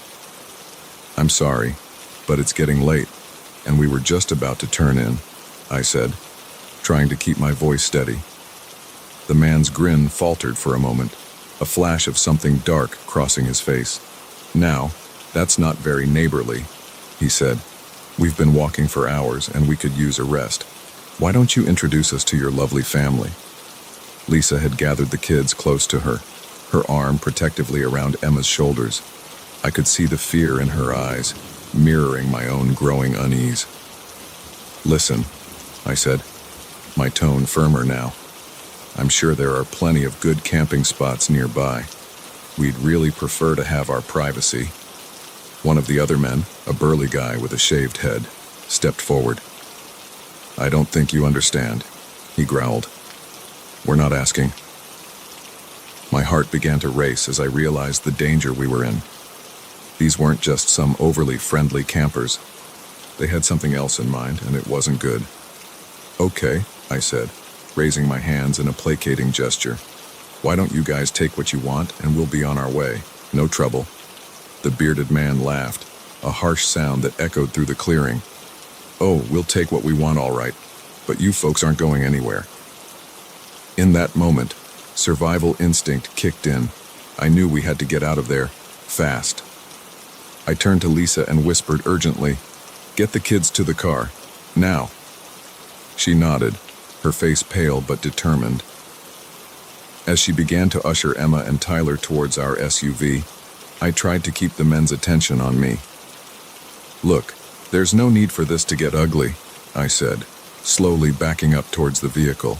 "We don't want any trouble," but they were already advancing, spreading out to block our path. The bearded man pulled out a wicked-looking hunting knife, the blade glinting in the firelight. "Too late for that," he snarled. What happened next was a blur of motion and terror. I grabbed a burning log from the fire and swung it at the nearest man. He yelped in pain and surprise, stumbling backward. Using the momentary distraction, I turned and ran for the car. Lisa had the engine running, the kids already inside. I dove into the passenger seat just as she floored the accelerator. Gravel sprayed as we peeled out of the campsite, the angry shouts of the men fading behind us. But our relief was short-lived. As we careened down the narrow dirt road, headlights appeared in the rearview mirror. They were coming after us. "They're following us," Emma cried from the back seat. Lisa gripped the steering wheel tighter, her knuckles white. "Hold on," she said through gritted teeth. The SUV bounced and shuddered as we sped down the uneven road. Trees whipped past in a dark blur. Behind us, the headlights grew closer. They were gaining on us. Suddenly, there was a loud bang, and the car lurched to the side. Lisa fought to keep control as we skidded on the loose gravel. "They're shooting at us," Tyler screamed, ducking down in his seat. My mind raced, trying to remember the route back to the main highway. It was at least 20 miles, maybe more. We'd never make it at this rate. "There's a ranger station a few miles ahead," I said to Lisa. "If we can make it there." She nodded, understanding. It was our only hope. The next few minutes were the most terrifying of my life. Lisa drove like a woman possessed, taking curves at speeds that had us all holding on for dear life. All the while, the headlights behind us grew closer, and the occasional crack of gunfire split the night. Just when I thought we couldn't possibly go any faster, the trees opened up to reveal a small clearing. The ranger station loomed ahead, a beacon of hope in the darkness. Lisa slammed on the brakes, the SUV fishtailing as we skidded to a stop in front of the building. We all scrambled out, running for the door. I pounded on it with all my might. "Help, please, somebody help us." The door flew open, revealing a startled-looking ranger. "What in the world? Please," I gasped. "There are men chasing us. They have guns." The ranger's eyes widened, but to his credit, he reacted quickly. He ushered us inside, locking the door behind us. "Get down," he ordered, moving to a radio on the desk. We huddled on the floor as the ranger called for backup. Outside, we could hear the screech of tires as our pursuers arrived. What followed was a tense standoff. The men tried to break in, but the sturdy door held. The ranger, armed with his service weapon, kept them at bay. All the while, Lisa and I held our children close, whispering words of comfort we didn't quite believe ourselves. It felt like hours, but it was probably only about 20 minutes before we heard the blessed sound of sirens. The cavalry had arrived. The aftermath was a blur of flashing lights, police interviews, and shock blankets. The men were apprehended, and we learned they were wanted for a string of violent robberies across 3 states. They'd been hiding out in the national forest, preying on unsuspecting campers like us. As we sat in the back of an ambulance, being checked over by paramedics, I looked at my family. Lisa's face was streaked with tears, and the kids looked shell-shocked. But we were alive. We had survived. In the days and weeks that followed, we struggled to process what had happened. The woods, once a place of peace and adventure for us, now held a darker meaning. Nightmares plagued us all, filled with shadowy figures and the sound of gunshots. But slowly, we began to heal.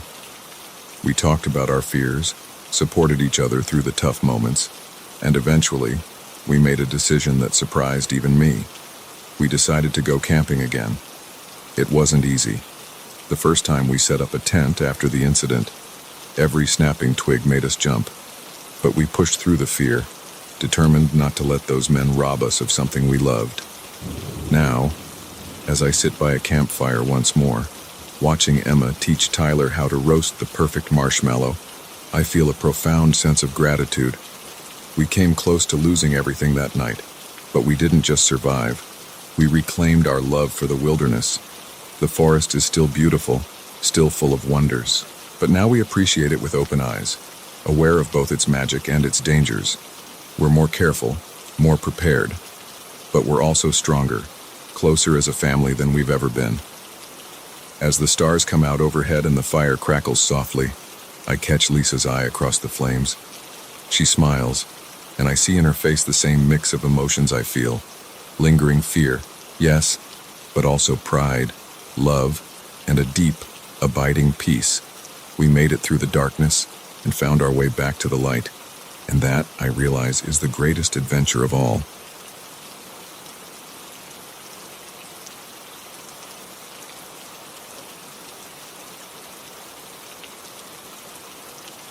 The moment I heard them discussing their plan, I knew I'd stumbled into something far more dangerous than just a group of rough campers. What I didn't realize was how quickly my peaceful hike would turn into a desperate fight for survival. I've always been an avid hiker, finding solace in the quiet of the woods and the challenge of conquering new trails. This particular weekend, I decided to explore a lesser-known path in the Ozarks. It was a bit more rugged than my usual routes, but the promise of pristine wilderness and spectacular views was too tempting to resist. The first day of my hike was everything I'd hoped for. The trail wound through dense forests and along ridgelines that offered breathtaking vistas of the surrounding mountains. The air was crisp and clean, filled with the scent of pine and wild herbs. As the sun began to set, I found a small clearing to set up camp for the night. I was just finishing my dinner of rehydrated hiking food when I heard it. Voices, carrying on the evening breeze. At first, I was surprised.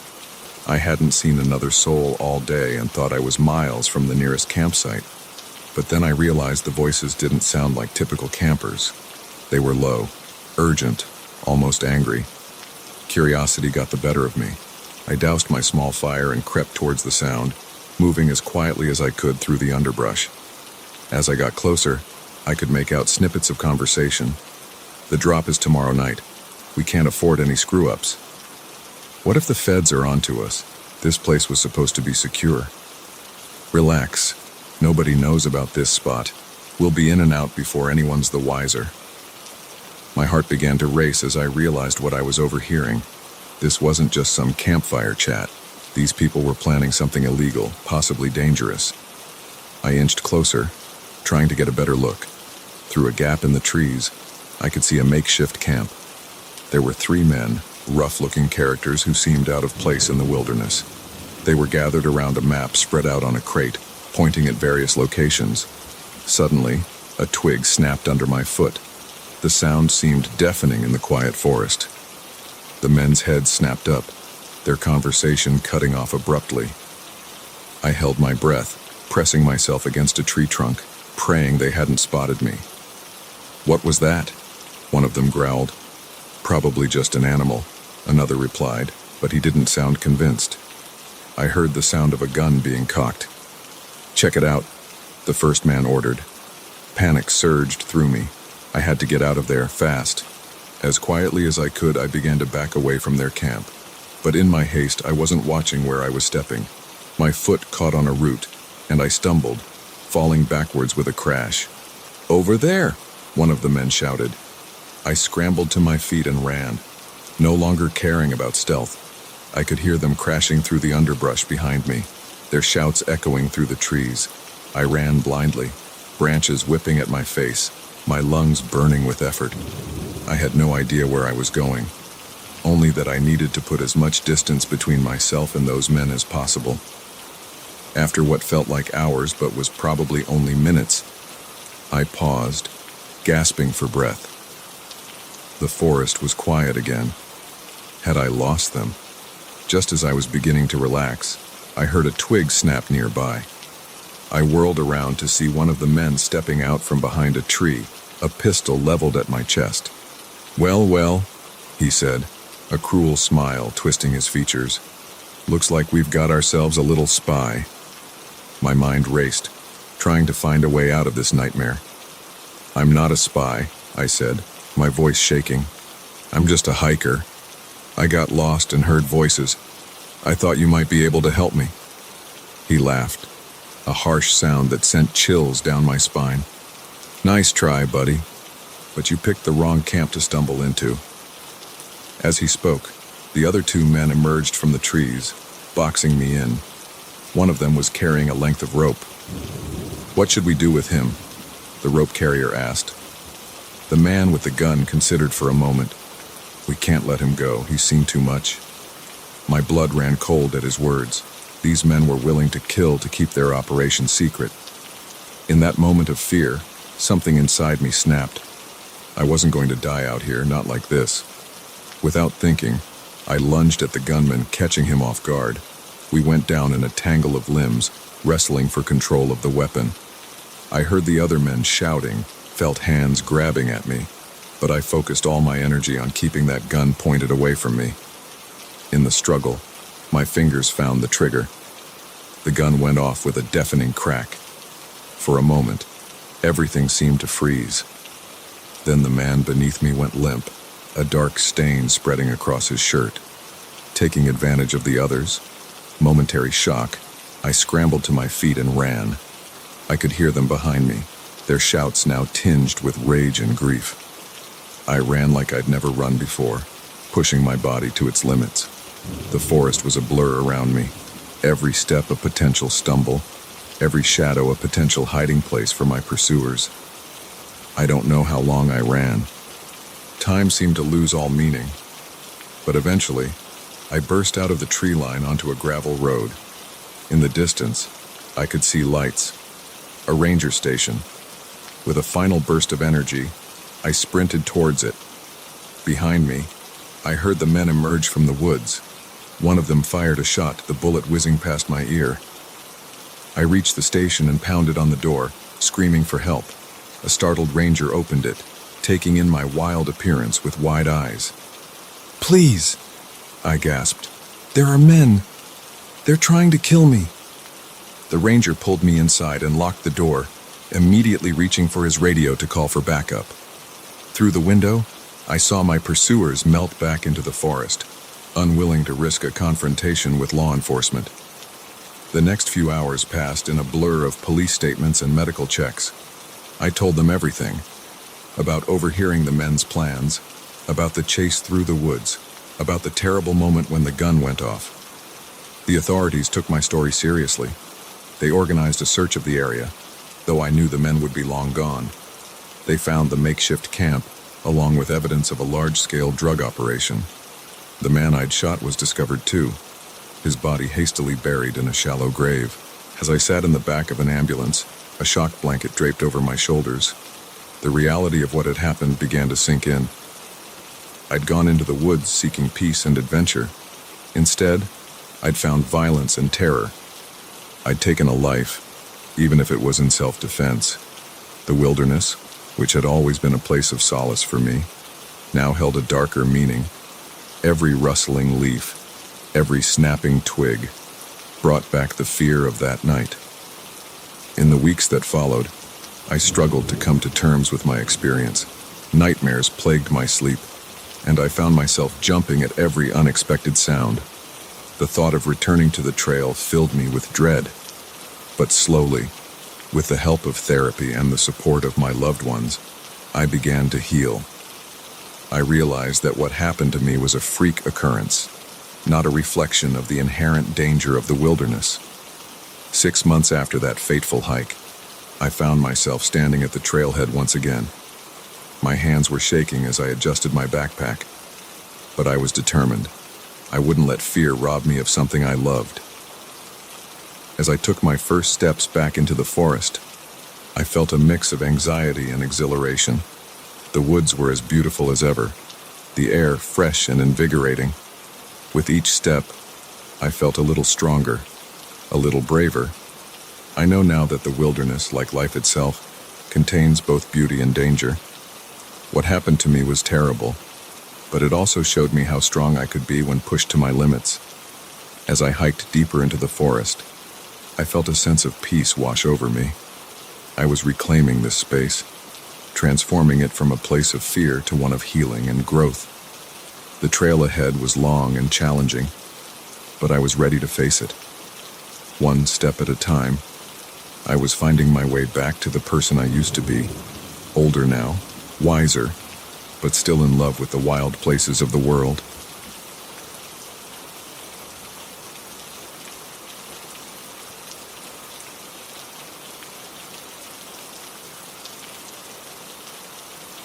The moment I tasted the strange chemical flavor in my water, I knew something was terribly wrong.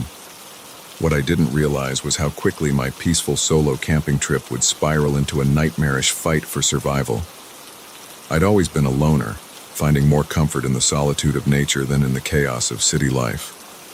That's why I decided to take a week-long camping trip in the Adirondacks, just me, my gear, and the great outdoors.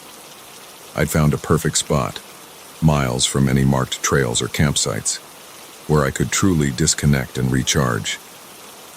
The first few days were blissful.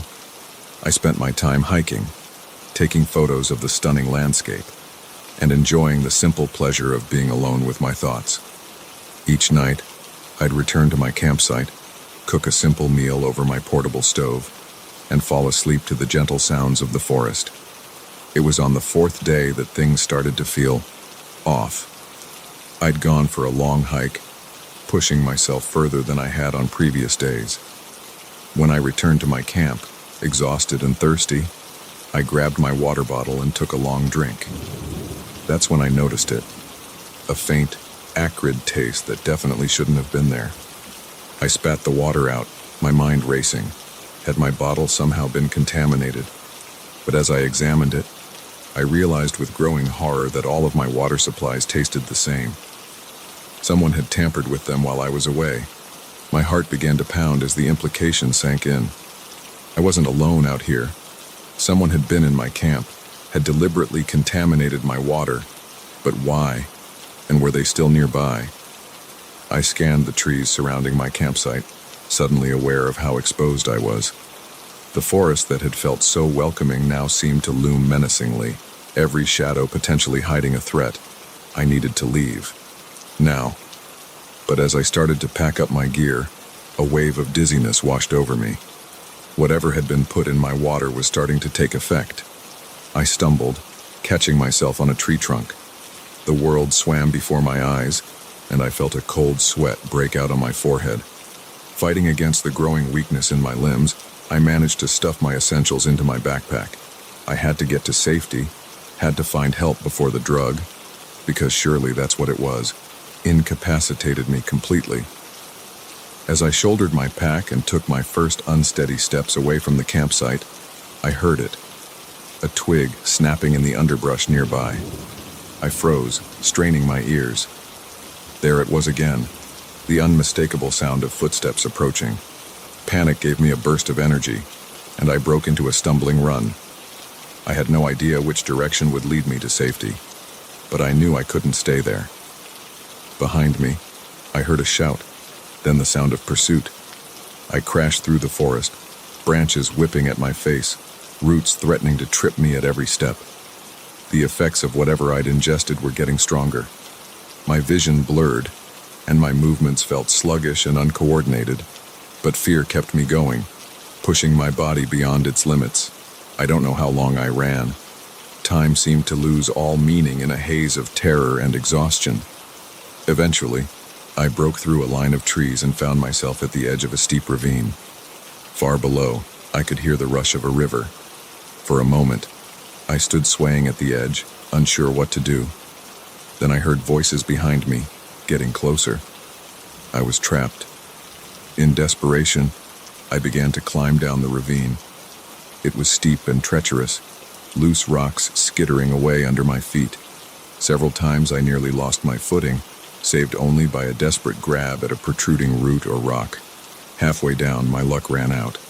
My foot slipped on a patch of loose gravel, and suddenly I was falling, tumbling down the steep slope. I hit the ground hard, the impact knocking the wind out of me. For a moment, I lay there, dazed and gasping for breath. As I struggled to my feet, I heard shouts from above. My pursuers had reached the edge of the ravine. I looked up to see two men peering down at me, their faces twisted with frustration and anger. "He's down there," one of them yelled. "Find a way down." Ignoring the pain radiating through my body, I staggered towards the river. It was my only chance now. I waded in, the icy water shocking me back to full alertness for a moment. Then I let the current take me, praying it would carry me to safety. The river was fast and rough, tossing me around like a rag doll. I struggled to keep my head above water, fighting against the drug-induced weakness and the pull of the current. Several times I went under, swallowing mouthfuls of water before managing to surface again. I have no idea how long I was in the river. It could have been minutes or hours. All I know is that eventually, I found myself washed up on a rocky shore, coughing and shivering. The sky was growing dark, and I realized with a start that I'd lost an entire day. Hypothermia was setting in, my wet clothes clinging to my body and sapping what little warmth I had left. I needed to find shelter, to get warm and dry. But I was lost, with no idea where I was or which direction might lead me to safety. As I stumbled along the riverbank, I spotted a dark opening in the rock face nearby. A cave. It wasn't ideal, but it would provide some shelter from the elements and a place to hide. I crawled into the cave, collapsing onto the cold stone floor. Every part of me ached, and the residual effects of the drug were making it hard to think clearly. But I knew I couldn't rest for long. My pursuers could still be out there, searching for me. Using the last of my strength, I gathered some dry leaves and branches from just outside the cave and managed to start a small fire. The warmth was heavenly, and I stripped off my wet clothes, laying them out to dry. As I huddled by the fire, trying to warm up, I tried to make sense of what had happened. Who were those men and why were they after me? Had I somehow stumbled upon something I wasn't supposed to see? Or was I just a random target, unlucky enough to be in the wrong place at the wrong time? I must have dozed off at some point, because I woke with a start to the sound of voices echoing off the cave walls. For a terrifying moment, I thought my pursuers had found me. But as I listened, I realized these voices were different, concerned rather than threatening. "Hello?" a man's voice called out. "Is someone in there?" I hesitated, fear warring with hope. Could this be a rescue? Or another trap? "We're with search and rescue," another voice added. "We've been looking for a missing hiker. Are you okay?" Relief washed over me, so intense it brought tears to my eyes. "Here," I croaked, my voice hoarse from disuse. "I'm in here." The next few hours passed in a blur. The search and rescue team helped me out of the cave, wrapping me in warm blankets and giving me water, clean, safe water. They'd been alerted by a friend who'd grown concerned when I didn't check in as planned. As we made our way back to civilization, I told them my story. They listened with growing concern, radioing ahead to alert the authorities about the men who had chased me. In the days that followed, as I recovered in a hospital bed, the police investigated my claims. They found my original campsite and evidence that others had indeed been there. But of my pursuers, there was no sign. They had vanished back into the vast wilderness. It took me a long time to come to terms with what had happened. The forest, which had always been a place of peace and rejuvenation for me, now held a darker association. Nightmares plagued my sleep, filled with shadowy figures and endless chases through dark woods. But slowly, with time and therapy, I began to heal. I realized that what had happened to me was an anomaly, not the norm. The wilderness was still beautiful, still worthy of exploration and respect. A year after my ordeal, I found myself standing at a trailhead once again, backpack on my shoulders, a mixture of anxiety and excitement churning in my stomach. I wasn't alone this time. I'd joined a hiking group, not yet ready to venture out on my own again. As we set off down the trail, I felt a familiar sense of peace begin to settle over me. The forest was as beautiful as ever, the air fresh and invigorating. Yes, there had been danger here once, but there was also life, and beauty, and the promise of new adventures.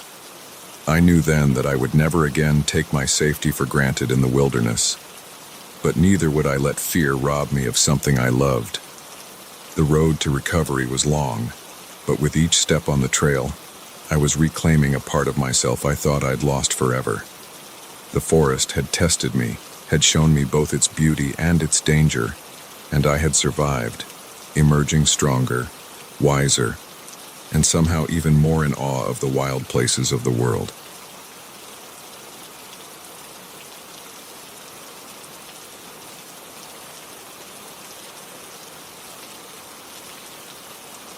The moment we stumbled upon the abandoned campsite, with its torn tents and scattered belongings, I knew our fun weekend getaway had taken a dark turn. What I didn't realize was how quickly we'd find ourselves fighting for our lives in the very wilderness we'd come to enjoy. It was supposed to be a perfect trip.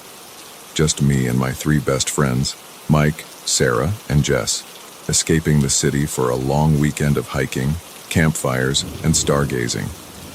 We'd found this spot online, a secluded campground deep in the national forest, far from the usual tourist trails. The promise of true wilderness and solitude was too tempting to resist. The drive up was filled with laughter and excitement.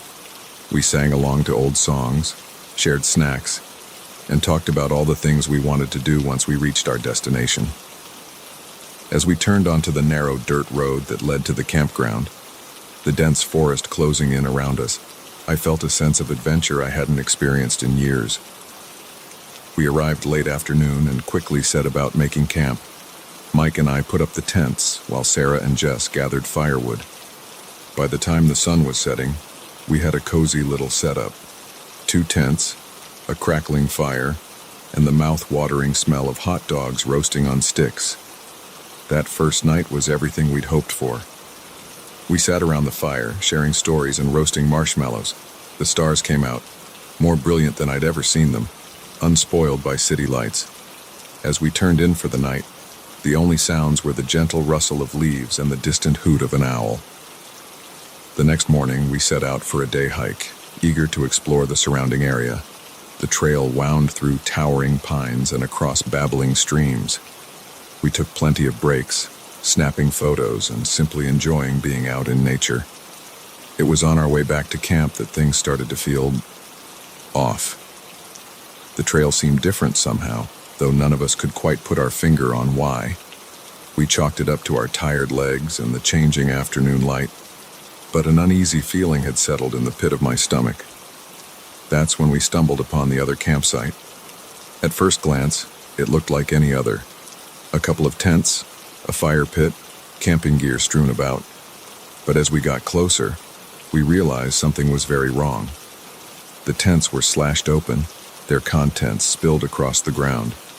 Sleeping bags lay in muddy heaps, and a cooler was overturned, its contents picked over by animals.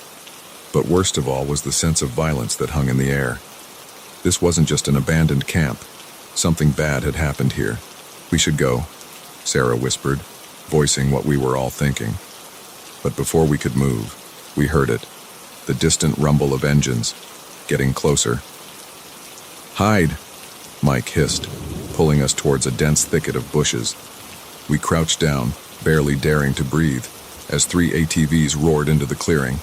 6 men dismounted, all carrying weapons, rifles and large hunting knives.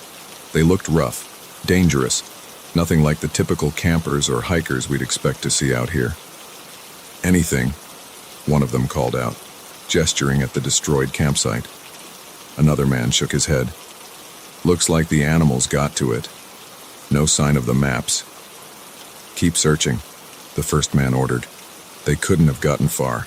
Not on foot, and we need those maps back." My heart was pounding so hard I was sure they'd hear it. These men were clearly dangerous, and whatever they were involved in, we'd just become unwitting witnesses. For what felt like hours but was probably only minutes, we stayed frozen in our hiding spot as the men searched the area. Finally, mercifully, they returned to their ATVs and roared off down the trail. We waited until the sound of engines had completely faded before we dared to move. "What the hell was that?" Jess whispered, her voice shaking. "I don't know," I replied. but we need to get out of here. Now. We set off at a quick pace, no longer caring about following the trail. Our only thought was putting as much distance between us and those men as possible. But as the sun began to set and the forest grew darker, a horrifying realization set in. We were lost. In our panic to get away, we'd veered off in a direction none of us recognized. The trees all looked the same in the fading light, and without the trail to guide us, we had no idea which way led back to our camp. "We can't stay out here," Sarah said, voicing what we were all thinking. "Those men are still out there, and who knows what else." "Maybe we should just pick a direction and stick to it," Jess suggested. But before we could decide, we heard it again, the sound of engines, growing closer. "Run!" Mike yelled, and we took off into the darkness. What followed was the most terrifying night of my life. We crashed through the underbrush, branches whipping at our faces, roots threatening to trip us at every step. The sound of ATVs seemed to come from every direction, the men's shouts echoing through the trees. At one point, we came to a steep ravine. With the sound of pursuit close behind us, we had no choice but to climb down. It was treacherous in the dark, and more than once I thought we'd fall to our deaths. But somehow, we made it to the bottom. We splashed across a shallow stream, hoping the water might throw off any attempt to track us. On the other side, we found a small cave formed by a rocky overhang. It wasn't much, but it was the best shelter we'd seen all night. Huddled in the damp darkness, we tried to catch our breath and figure out what to do next. We were lost, without food or proper gear, being hunted by armed men for reasons we didn't understand. It was like something out of a nightmare. "We need to keep moving," Mike whispered. "If we can make it until morning, maybe we can find our way back to the car." But as we prepared to leave our temporary shelter, a beam of light cut through the darkness, flashlights, and voices getting closer. "I saw something move over there," a gruff voice called out. "Check that outcropping." We pressed ourselves against the back of the cave, hardly daring to breathe. The beam of a flashlight swept across the entrance, so close I could have reached out and touched it. For a heart-stopping moment, I was sure we'd be discovered. But then, the light moved on, and the voices faded into the distance. We waited, silent and terrified, for what felt like hours. Finally, when we were as sure as we could be that the coast was clear, we crept out of the cave. The rest of the night passed in a blur of fear and exhaustion. We kept moving, driven by the need to put distance between us and our pursuers. Every snapping twig made us jump. Every shadow seemed to hide a threat. As the first light of dawn began to filter through the trees, we heard something that made our hearts soar, the distant sound of traffic. Somehow, in our panicked flight, we'd made it close to a road. With renewed energy, we pushed on. Finally, we broke through the tree line and saw it, a highway stretching out before us.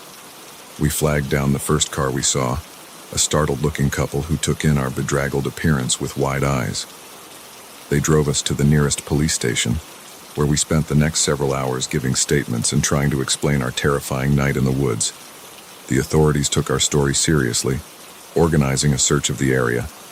In the days that followed, as we tried to process what had happened, we learned bits and pieces from the news. The men we'd encountered were part of a drug smuggling operation that used the remote wilderness as a distribution point.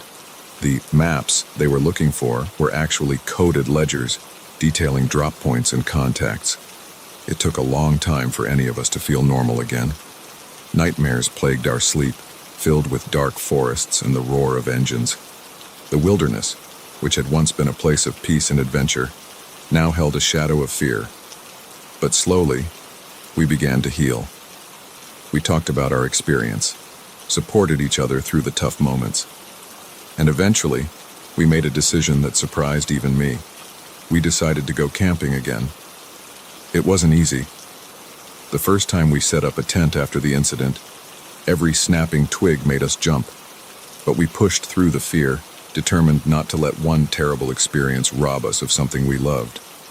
Now, as I sit by a campfire once more, watching the stars come out overhead, I feel a profound sense of gratitude.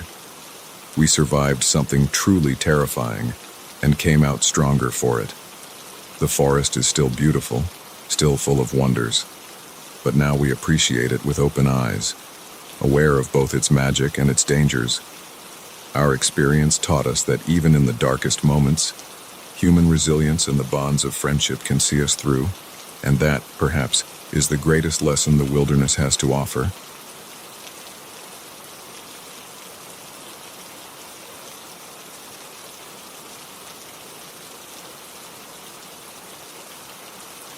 The moment I woke to find a stranger looming over me in the darkness, I knew my peaceful solo camping trip had turned into a nightmare. What I didn't realize was how quickly I'd be fighting for my life in the very wilderness I'd come to enjoy. I'd always been a bit of a loner, finding more solace in the quiet of nature than in the chaos of city life. That's why I decided to take a week-long camping trip in the Adirondacks. Just me, my gear, and the great outdoors. I'd found a perfect spot, miles from any marked trails or campsites, where I could truly disconnect and recharge. The first few days were blissful. I spent my time hiking, taking photos of the stunning landscape, and enjoying the simple pleasure of being alone with my thoughts.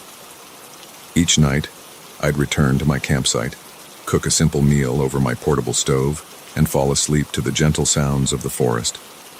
It was on the fourth night that things started to feel off. I'd gone to bed early, exhausted from a long day of hiking, but something woke me in the middle of the night. At first, I thought it might have been an animal rustling around outside my tent, but as I lay there, straining my ears, I realized the sounds were too deliberate, too careful to be wildlife. My heart began to race as I heard the slow, methodical sound of my tent zipper being opened. I held my breath, hoping against hope that this was just a vivid nightmare. But the cool night air that rushed in told me this was all too real. A shadowy figure loomed over me, backlit by the faint moonlight filtering through the tent opening. I could make out the outline of a man, tall and broad-shouldered, but his face was hidden in shadow. For a moment, we both froze, the silence broken only by my thundering heartbeat. Then, acting on pure instinct, I lashed out with my sleeping bag, tangling the intruder's legs. As he stumbled, I scrambled for the small knife I kept nearby for cutting rope and kindling. The man cursed and lunged for me, his hands grasping in the darkness. I rolled away, my fingers finally closing around the handle of my knife. Without thinking, I slashed out, feeling the blade connect with something solid. The intruder howled in pain and reeled back, giving me the opening I needed. I burst out of the tent, not even bothering with shoes or a jacket. The forest floor was cold and damp under my bare feet, but I barely noticed as I ran, driven by pure adrenaline. Behind me, I could hear the man crashing through the underbrush in pursuit. His angry shouts echoed through the trees, spurring me to run faster. I had no idea where I was going in the darkness, only that I needed to get away. Branches whipped at my face and arms as I ran, leaving stinging scratches. Roots and rocks threatened to trip me at every step. But still, I pushed on, the sound of pursuit never far behind. After what felt like hours but was probably only minutes, I burst through a line of trees into a small clearing. In the center was a large, moss-covered boulder. Without thinking, I made for it, scrambling up its slippery surface and wedging myself into a small crevice on the far side. I huddled there, trying to quiet my ragged breathing, as I heard my pursuer enter the clearing. His footsteps circled the boulder, pausing occasionally as he searched for signs of my passage. Come out, wherever you are," he called, his voice a chilling mix of anger and amusement. "You can't hide forever, little camper." I pressed myself further into the crevice, willing myself to become invisible. My hand, still clutching the knife, was slick with what I realized must be blood. His or mine. I couldn't tell in the darkness. For what felt like an eternity, the man prowled around the clearing. I could hear him muttering to himself, his frustration growing with each passing minute. Finally, after one last circuit of the boulder, he let out an angry growl. "Fine, He spat. "Have it your way. But don't think this is over. These are my woods, and I'll find you eventually." His footsteps receded, and soon the clearing was silent once more. Still, I didn't dare move. I stayed in my hiding spot, shivering in the cool night air, until the first light of dawn began to filter through the trees. Only then did I slowly, painfully extract myself from the crevice. My muscles screamed in protest, stiff from hours of being cramped in one position. In the growing light, I could see the extent of my injuries. Scratches and bruises covered my arms and legs, and my feet were cut and bleeding from my barefoot flight through the forest. I knew I couldn't stay here. The man might return, and I was in no condition to outrun him again. But I was hopelessly lost, with no idea which direction might lead me back to civilization. Picking a direction at random, I started walking. Each step was agony on my battered feet, but fear kept me moving. As the sun rose higher, the forest came alive with the sounds of birds and small animals. Under different circumstances, I might have found it beautiful. Now, every noise made me flinch, certain that my pursuer was about to leap out from behind a tree. As the day wore on, exhaustion and hunger began to take their toll. My pace slowed to a stumbling walk, and more than once I found myself on the verge of giving up. But the memory of that terrifying night kept me going, one painful step at a time. It was late afternoon when I heard it, the faint sound of running water. Hope surged through me, giving me a second wind. Where there was water, there might be people, or at least a way to orient myself. I pushed through a dense patch of undergrowth and found myself on the bank of a fast-moving stream. The sight of clean, fresh water was almost enough to make me weep with relief. I fell to my knees at the water's edge, drinking deeply and splashing the cool liquid on my face and wounds. As I sat there, trying to decide what to do next, I noticed something that made my heart leap. Fresh boot prints in the mud near the water's edge. And they weren't mine. For a moment, panic gripped me. Had my pursuer found me again? But as I examined the prints more closely, I realized they were different from the ones I'd seen around my campsite. These were deeper, with a distinctive tread pattern. They looked like they might belong to a ranger or a serious hiker. Hope warred with caution as I debated what to do. Following the prints might lead me to safety, or it might lead me straight into another dangerous situation. But staying here, lost and alone in the woods, wasn't an option either. Taking a deep breath, I made my decision. I would follow the prints, but cautiously, ready to hide at the first sign of danger. For hours, I traced the boot prints along the stream bank. As the sun began to set, painting the sky in brilliant hues of orange and pink, I started to worry that I'd made the wrong choice. But just as I was about to give up hope, I saw it. A thin trail of smoke rising above the trees in the distance. Gathering the last of my strength, I pushed on toward the smoke. As I got closer, I could make out the shape of a small cabin nestled in a clearing. Light spilled from its windows, and I could see a figure moving around inside. Part of me wanted to run straight to the cabin and throw myself at the mercy of whoever was inside. But caution held me back. I crept closer, trying to get a better look without being seen. That's when I heard the most beautiful sound in the world. A radio crackling to life, followed by a man's voice. Ranger Station 4, checking in, all quiet on the eastern trail. Relief washed over me in a wave so strong it nearly brought me to my knees. I stumbled out of the tree line, waving my arms and calling out. The ranger burst out of the cabin, his hand on his sidearm until he saw the state I was in. His eyes widened as he took in my battered appearance. "Good Lord," he said, rushing to my side. "What happened to you?" The whole story came pouring out of me then, my words tumbling over each other in my haste to explain. The ranger listened with growing concern, immediately radioing for backup and medical assistance. In the days that followed, as I recovered in a hospital bed, the authorities mounted a search for my attacker. They found my campsite, ransacked and abandoned, but of the man himself, there was no sign. He had vanished back into the vast wilderness. It took me a long time to come to terms with what had happened.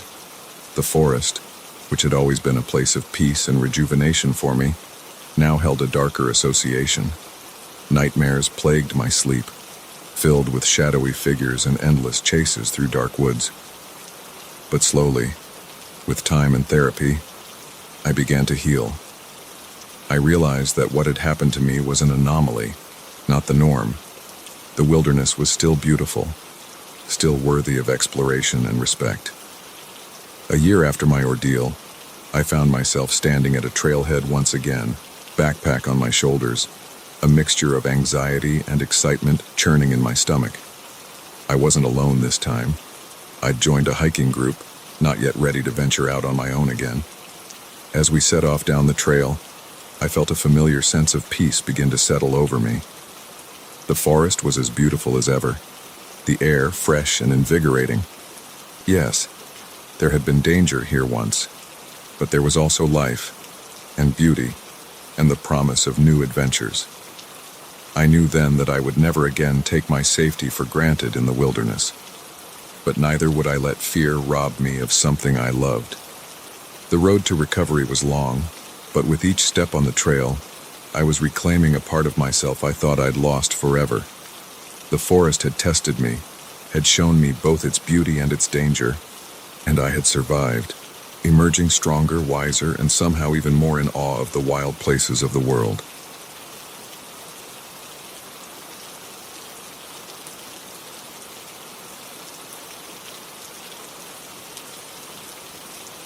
The moment we stumbled upon the cave filled with stolen goods, I knew our casual hiking trip had taken a dangerous turn. What I didn't realize was how quickly we'd be running for our lives through the very wilderness we'd come to enjoy. It was supposed to be a simple day hike, just me and my best friend Alex taking advantage of the perfect spring weather to explore a new trail we'd heard about. We'd been cooped up all winter, and the promise of fresh air and beautiful views was too tempting to resist. The morning started off perfectly. We arrived at the trailhead early, the air crisp and filled with the scent of pine. Alex was in high spirits, cracking jokes as we shouldered our day packs and set off down the trail.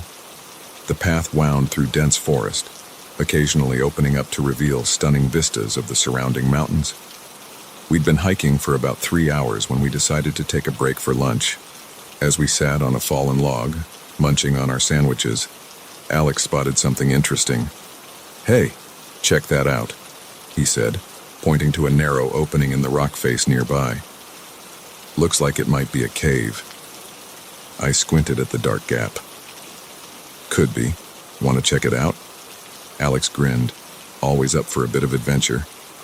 "Why not? Might be cool inside." We packed up our lunch things and made our way over to the cave entrance. It was larger than it had appeared from a distance, easily big enough for us to walk through without stooping. Alex pulled out his headlamp, and I switched on my flashlight as we ventured inside. At first, it seemed like a typical small cave, cool, damp, with the occasional drip of water echoing off the walls. But as we moved deeper, the space opened up into a larger cavern, and that's when we saw it. Stacked against one wall were crates and boxes, some sealed, others partially open. Scattered around were various items, electronics, jewelry, even what looked like antiques. It didn't take a genius to realize we'd stumbled upon some kind of stash, a big one. "Holy shit," Alex whispered, his eyes wide as he took in the scene. Are these all stolen?" I nodded slowly, a knot of fear forming in my stomach. "Has to be. This is way too much stuff to just be abandoned here." We stood there for a moment, the gravity of our discovery sinking in. Then Alex started moving towards one of the open crates. "What are you doing?" I hissed, grabbing his arm. He shook me off. "Just want to see what's in here. Maybe we can figure out where this stuff came from." I knew it was a bad idea, but curiosity got the better of me too. We began carefully examining the contents of the crates, finding everything from high-end laptops to rare coins. It was like we'd stumbled into some kind of criminal warehouse. We were so engrossed in our exploration that we almost missed the sound of voices echoing from the cave entrance. Almost. Alex and I froze, looking at each other in panic. The voices were getting closer, and they didn't sound friendly. "I'm telling you, I heard something down here," a gruff voice said. "Probably just some animal, but we better check it out." My heart was pounding so hard I was sure they'd hear it. There was only one way in or out of this cavern, and the owners of those voices were blocking it. We were trapped. Alex pointed to a pile of empty crates in one corner. Without a word, we hurried over and squeezed behind them, trying to make ourselves as small as possible. I switched off my flashlight, and Alex did the same with his headlamp, plunging us into darkness. Just in time. 2 men entered the cavern, their powerful flashlights sweeping across the space. From our hiding spot, I could see them clearly, though I wished I couldn't. They were rough-looking characters, the kind you'd cross the street to avoid if you saw them coming, and they were armed. "See?" one of them said. "Nothing here but our stuff," the other man grunted, moving further into the cavern. "Maybe, but something don't feel right. Let's do a thorough check, just to be sure." I held my breath as they began methodically searching the cavern. They were thorough, checking behind stacks of crates and peering into dark corners. It was only a matter of time before they found us. Beside me, I could feel Alex tensing up. I knew what he was thinking.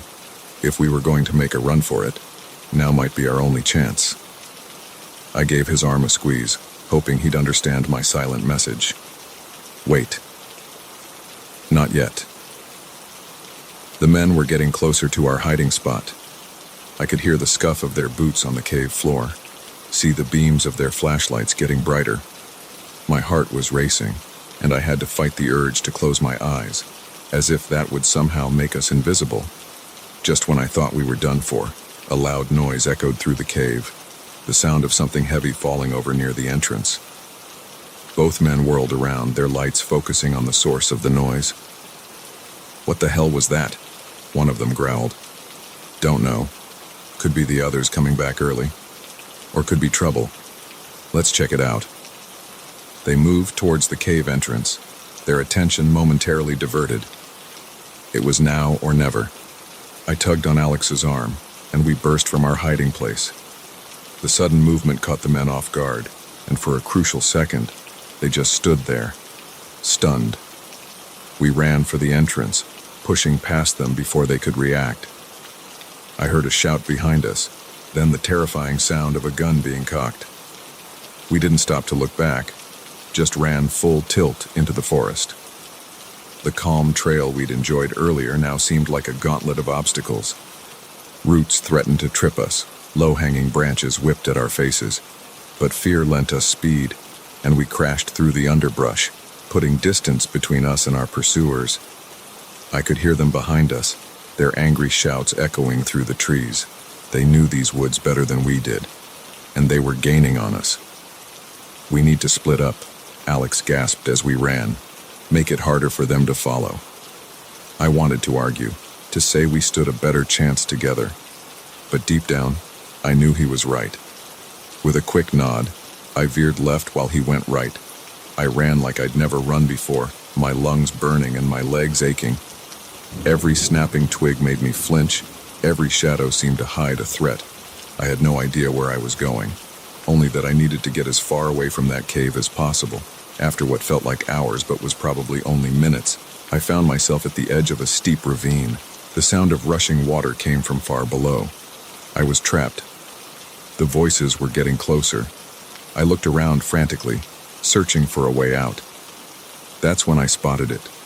A narrow ledge leading down the side of the ravine. It looked treacherous, barely wide enough to put one foot in front of the other.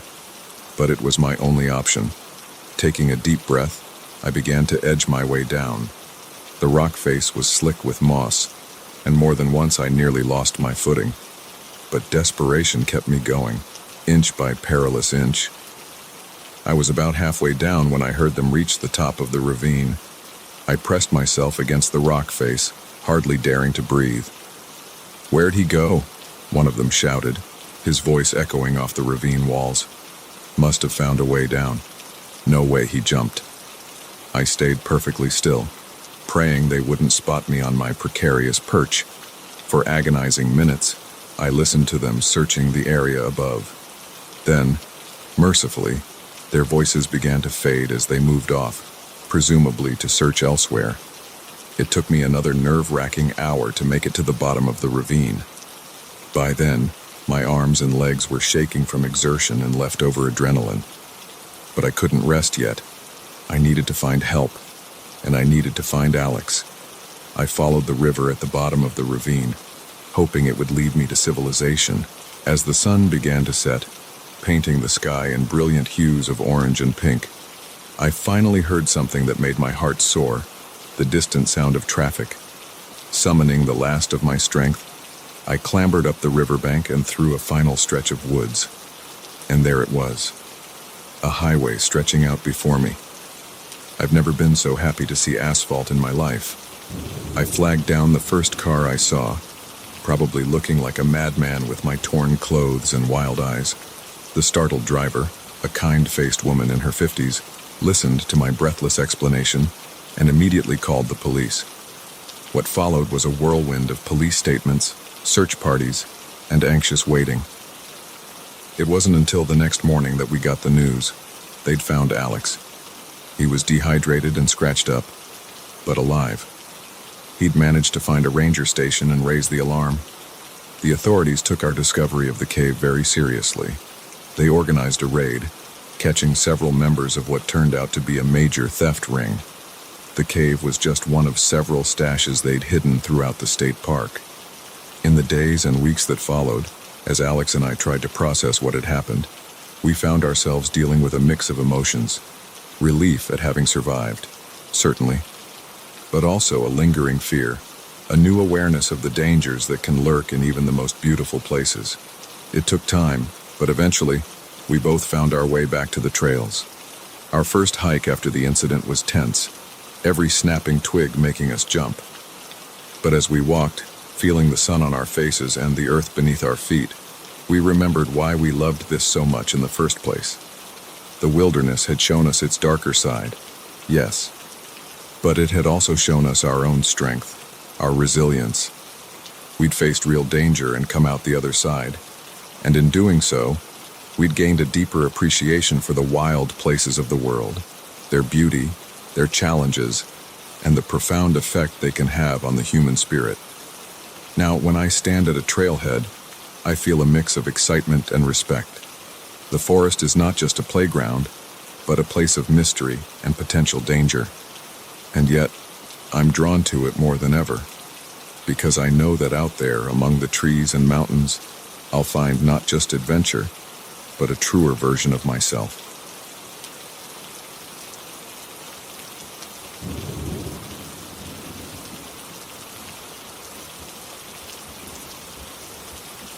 The moment the old couple's eyes glinted with malice over the dinner table, I knew my quaint research trip had turned into a nightmare. What I didn't realize was how quickly I'd be fighting for my escape from the very people who'd welcomed me into their home. I'd come to this small town in Virginia for my anthropology thesis, studying the evolution of rural communities in the digital age. It was supposed to be a straightforward field study, interviews, observations, and immersing myself in local culture. The town seemed perfect, picturesque, isolated, and seemingly untouched by time. My first week had gone smoothly. The locals were friendly, if a bit reserved, and I'd gathered some fascinating data. But it was Mr. and Mrs. Harding who really caught my attention. They were the town's oldest residents, a couple in their late 80s who'd lived here their entire lives. When they invited me to dinner, I jumped at the chance. It was an anthropologist's dream, a direct link to the town's past. Their house was exactly what you'd expect from an elderly couple in a small town. Doilies on every surface, faded family photos lining the walls, and the faint smell of mothballs in the air. Mrs. Harding fussed over me as soon as I arrived, insisting I take off my coat and make myself comfortable.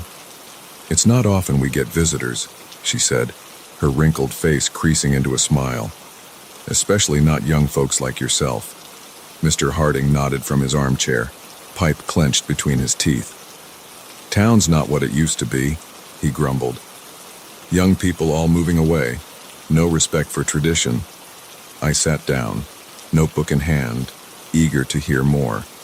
This was exactly the kind of perspective I was looking for. As Mrs. Harding busied herself in the kitchen, I asked Mr. Harding about the town's history. He was happy to oblige, spinning tales of the town's founding, the hardships they'd faced, and how things had changed over the years. I was so engrossed in his stories that I barely noticed the time passing. It wasn't until Mrs. Harding called us to dinner that I realized how late it had gotten. The sun had set, and a thick fog had rolled in, obscuring the view from the windows. "You'll stay for dinner, of course," Mrs. Harding said. It wasn't a question. I hesitated, not wanting to impose, but they insisted. And truth be told, the smell wafting from the kitchen was mouth-watering, so I agreed, settling into a chair at their dining room table. The food was delicious, a hearty pot roast with vegetables from their garden. As we ate, the conversation flowed easily. The Hardings were full of questions about my research, my background, my family. In retrospect, I should have noticed how personal their inquiries were getting, how intently they watched my reactions. But I was too caught up in the moment, too excited about the wealth of information I was gathering. It wasn't until dessert that things started to feel off. Mrs. Harding brought out a homemade pie, setting it on the table with a flourish. "It's a special recipe," she said, her eyes twinkling. "Been in the family for generations." I took a bite and immediately noticed something strange about the taste. It was sweet, but with an underlying bitterness that made my tongue tingle. "What kind of pie is this?" I asked, trying to keep my tone casual. Mr. Harding chuckled, a low, unsettling sound. "Oh, it's our own special blend. Helps people relax." That's when I noticed the room starting to spin. My limbs felt heavy, and my thoughts were becoming foggy. With growing horror, I realized I'd been drugged. I tried to stand, but my legs wouldn't cooperate. I stumbled, catching myself on the edge of the table. The Hardings made no move to help me. Instead, they watched with an eerie calmness, their earlier warmth replaced by cold calculation. What did you do to me?" I slurred, fighting to stay conscious. Mrs. Harding's smile turned cruel. "Now, dear, don't fuss. It'll all be over soon. You'll be joining our family just like the others." My blood ran cold at her words. Others? How many people had fallen into this trap before me? With the last of my strength, I lunged for the door, but Mr. Harding was faster than he looked. He caught me easily, his grip surprisingly strong for a man his age. "You're not going anywhere," he growled. "This town needs new blood, and you're it." I struggled weakly against his hold, but the drug was taking full effect.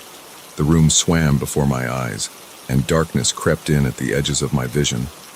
The last thing I saw before losing consciousness was Mrs. Harding's face, her kindly grandmother facade replaced by something ancient and hungry. I woke to darkness and the smell of damp earth. For a moment, I couldn't remember where I was or how I'd gotten there. Then it all came rushing back. The dinner, the drugged pie, the Hardings' sinister plan. I tried to move, only to find my wrists and ankles bound tightly. As my eyes adjusted to the gloom, I realized I was in some kind of cellar. The walls were rough stone, and the only light came from a small barred window near the ceiling. I could hear movement above me, footsteps and muffled voices. Panic threatened to overwhelm me. But I forced myself to think. I needed to find a way out of this. I twisted my wrists, testing the bonds, but they were frustratingly secure. Whoever had tied them knew what they were doing. Hours passed, marked only by the shifting of light through the tiny window.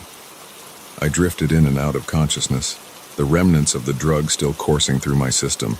Each time I woke, I hoped it had all been a terrible dream, but the ropes digging into my skin and the cold stone floor beneath me were all too real. Finally, I heard the creak of a door opening. Light spilled down a set of stairs, and two figures descended, Mr. and Mrs. Harding, looking for all the world like a sweet, elderly couple, save for the malevolent gleam in their eyes. "Good morning, dear," Mrs. Harding chirped, as if this were a normal social call. "I do hope you slept well." I glared at them, finding my voice at last. "What do you want from me?" Mr. Harding chuckled, that same unsettling sound from the night before. "It's not about what we want. It's about what the town needs. New blood, new life. And you, my dear, are going to provide it." As they spoke, the horrible truth began to dawn on me. This wasn't just about two deranged individuals. The whole town was in on it. The friendly locals, the quaint facade, it was all a trap, designed to lure in unsuspecting outsiders like myself.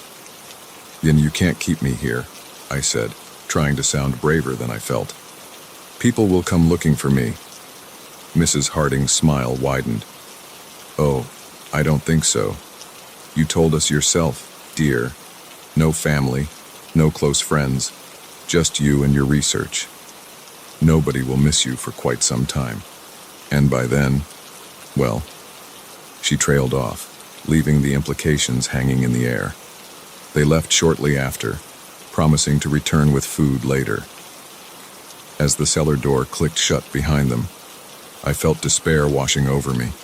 They were right. I had been so focused on my research, so eager to immerse myself in this community, that I'd isolated myself from everyone else. It could be weeks before anyone realized I was missing, but I couldn't give up. I had to find a way out.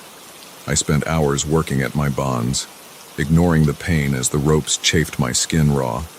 I examined every inch of the cellar, looking for weaknesses, for anything I could use to my advantage. Days passed in a blur of fear and desperate planning. The Hardings came regularly, bringing food and water, always watching me with those unsettling eyes. They spoke of preparations being made, of a ceremony to come.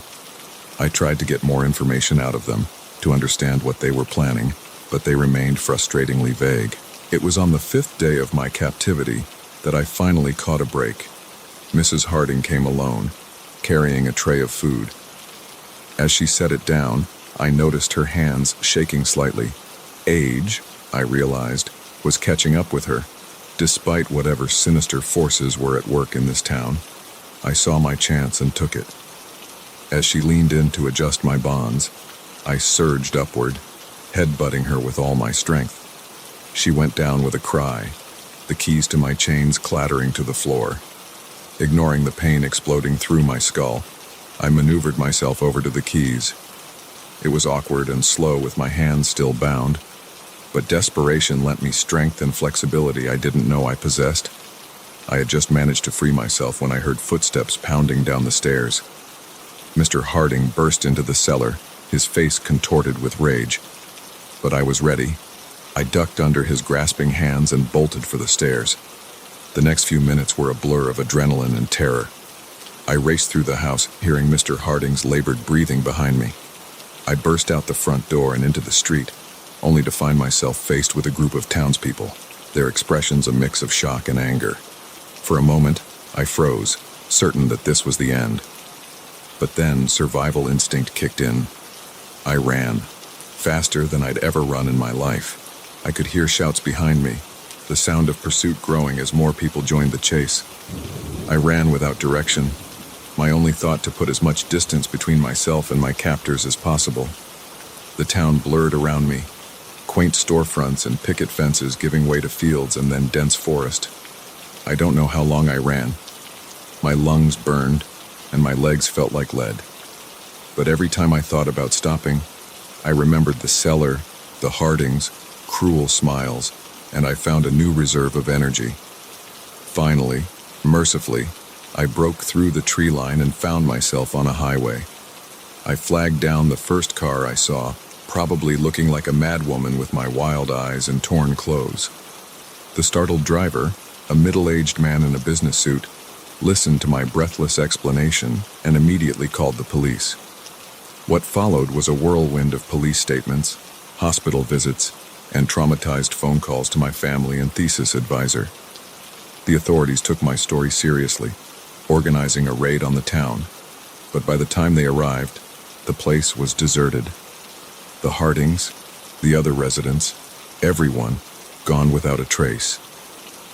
In the months that followed, as I tried to piece my life back together, I couldn't shake the memory of those 5 days.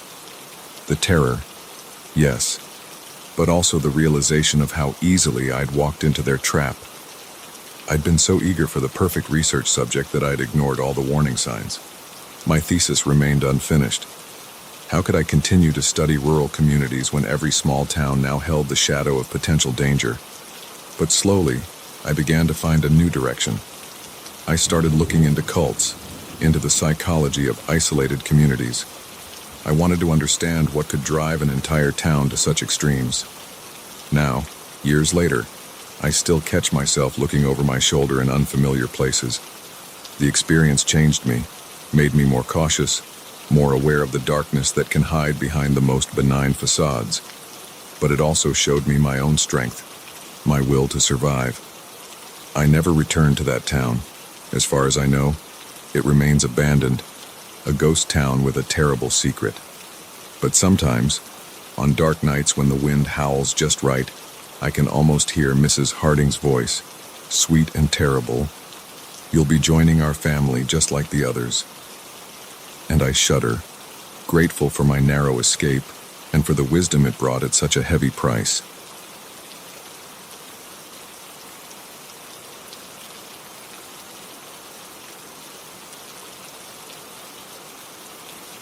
The moment I saw the armed men through my camera lens, I knew my peaceful nature photography trip had turned into a dangerous game of cat and mouse. What I didn't realize was how quickly I'd be running for my life through the very wilderness I'd come to capture. I'd always been passionate about wildlife photography. There's something magical about freezing a moment in time, capturing the raw beauty of nature in a single frame. That's what brought me to this remote corner of the Pacific Northwest, miles from the nearest town and even further from anything resembling civilization. I'd been out here for nearly a week, my tent a temporary home amidst the towering pines and rugged landscape. The solitude was blissful, broken only by the calls of birds and the occasional rustle of animals moving through the underbrush. Each day, I'd wake with the sun, eager to see what new wonders I might capture through my lens. On this particular morning, I set out just as the first rays of sunlight were painting the sky in hues of pink and gold. I had a specific location in mind, a small clearing where I'd spotted a family of deer the day before. I was hoping to catch them in the soft morning light, maybe even capture a fawn taking its first tentative steps. The hike was invigorating, the crisp morning air filling my lungs as I carefully picked my way along the faint trail. The weight of my camera gear was familiar and comforting on my back. As I neared the clearing, I slowed my pace, moving as quietly as possible to avoid startling any wildlife. I reached the edge of the clearing and crouched down, surveying the area before entering. That's when I saw them. 3 men, dressed in camouflage, carrying high-powered rifles. They were gathered around something on the ground, something large. My breath caught in my throat as I realized what I was seeing. It wasn't a deer they were standing over, but a bear, a massive grizzly, its magnificent coat now stained red. These weren't hunters. This was poaching, plain and simple.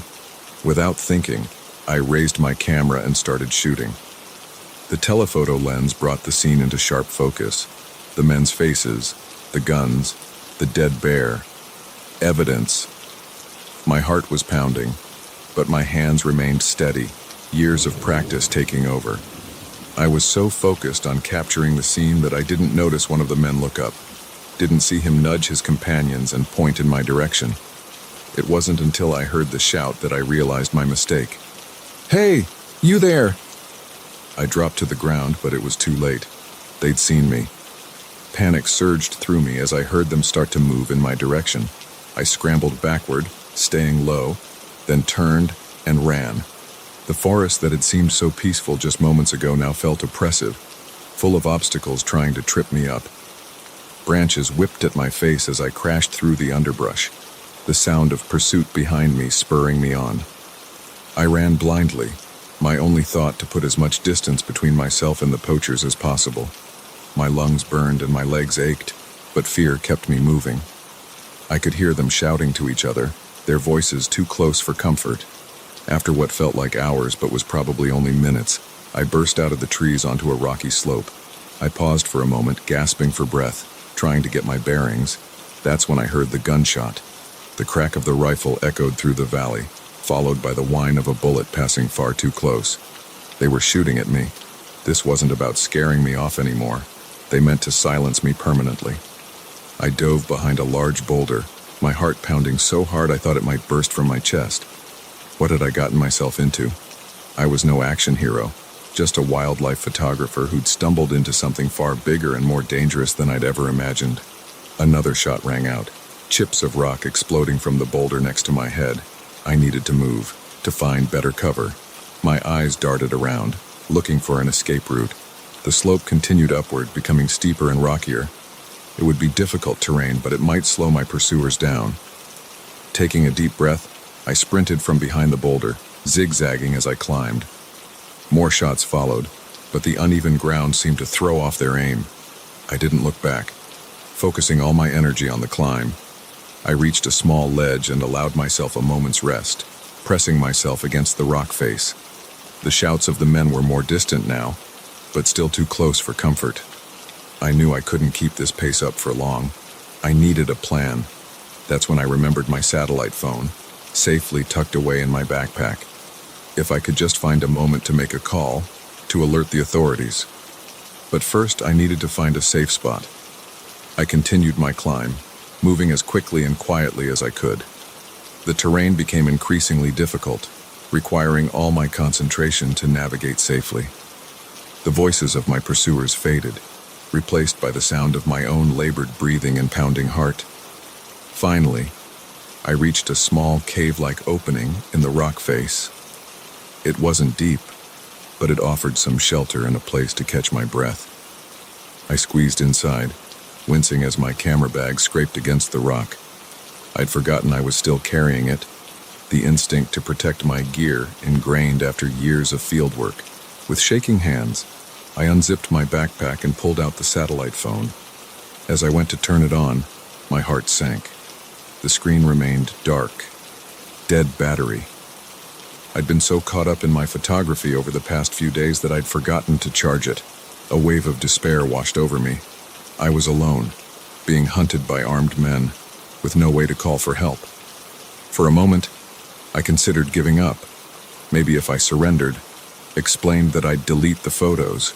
No, I couldn't take that risk. These men had already shown they were willing to kill. I had to keep going, had to find a way out of this. I allowed myself a few more minutes of rest, then reluctantly left the safety of my rocky shelter. The sun was high in the sky now, the heat making my clothes stick to my skin with sweat. I needed to find water soon, or dehydration would become as much of a threat as the poachers. I continued moving, sticking to areas with more cover. Every snapping twig made me flinch. Every shadow seemed to hide a threat. Hours passed this way, the strain of constant vigilance taking its toll. As the light began to fade, I knew I needed to find a place to spend the night. The thought of being out here in the dark, knowing those men were still looking for me, made my skin crawl. But I had no choice. I found a dense thicket of bushes and crawled inside, ignoring the scratches from the branches. It wasn't comfortable, but it offered some concealment. I curled up, trying to make myself as small as possible. Sleep was impossible. Every sound had me tensing, expecting to see the barrel of a gun poking through the leaves. I clutched my camera bag to my chest, the evidence it contained feeling more like a curse than an asset. As the first light of dawn began to filter through the leaves, I heard a new sound, a rhythmic thudding that grew louder by the second. I held my breath, not daring to move. The sound grew to a roar, and suddenly a large shape passed overhead. A helicopter. My heart leapt. Someone was looking for me. I burst out of my hiding place, waving my arms frantically. The helicopter circled back, hovering lower. I could see the words Forest Service emblazoned on its side. As it landed in a nearby clearing, I felt a wave of relief so strong it nearly brought me to my knees. Park rangers poured out, rushing to my side. Their questions washed over me in a blur. Was I hurt? Were the men still in the area? Did I need medical attention? I managed to stammer out my story, showing them the photos on my camera. Their faces grew grave as they realized the extent of what I'd uncovered. One of the rangers, an older man with kind eyes, placed a hand on my shoulder. "You've been incredibly brave," he said, "but you're safe now. We'll take care of everything from here." As they led me to the helicopter, I took one last look at the wilderness around me. It was as beautiful as ever, the morning sun painting the landscape in soft light. But now I knew the darkness that could lurk in even the most beautiful places. I was alive. I had survived. And I had the evidence to bring those poachers to justice. As the helicopter lifted off, carrying me back to safety, I made a silent promise to myself. I would return to the wild. I wouldn't let this experience rob me of my passion, but next time I'd be better prepared, more cautious, and maybe, just maybe, a little bit braver.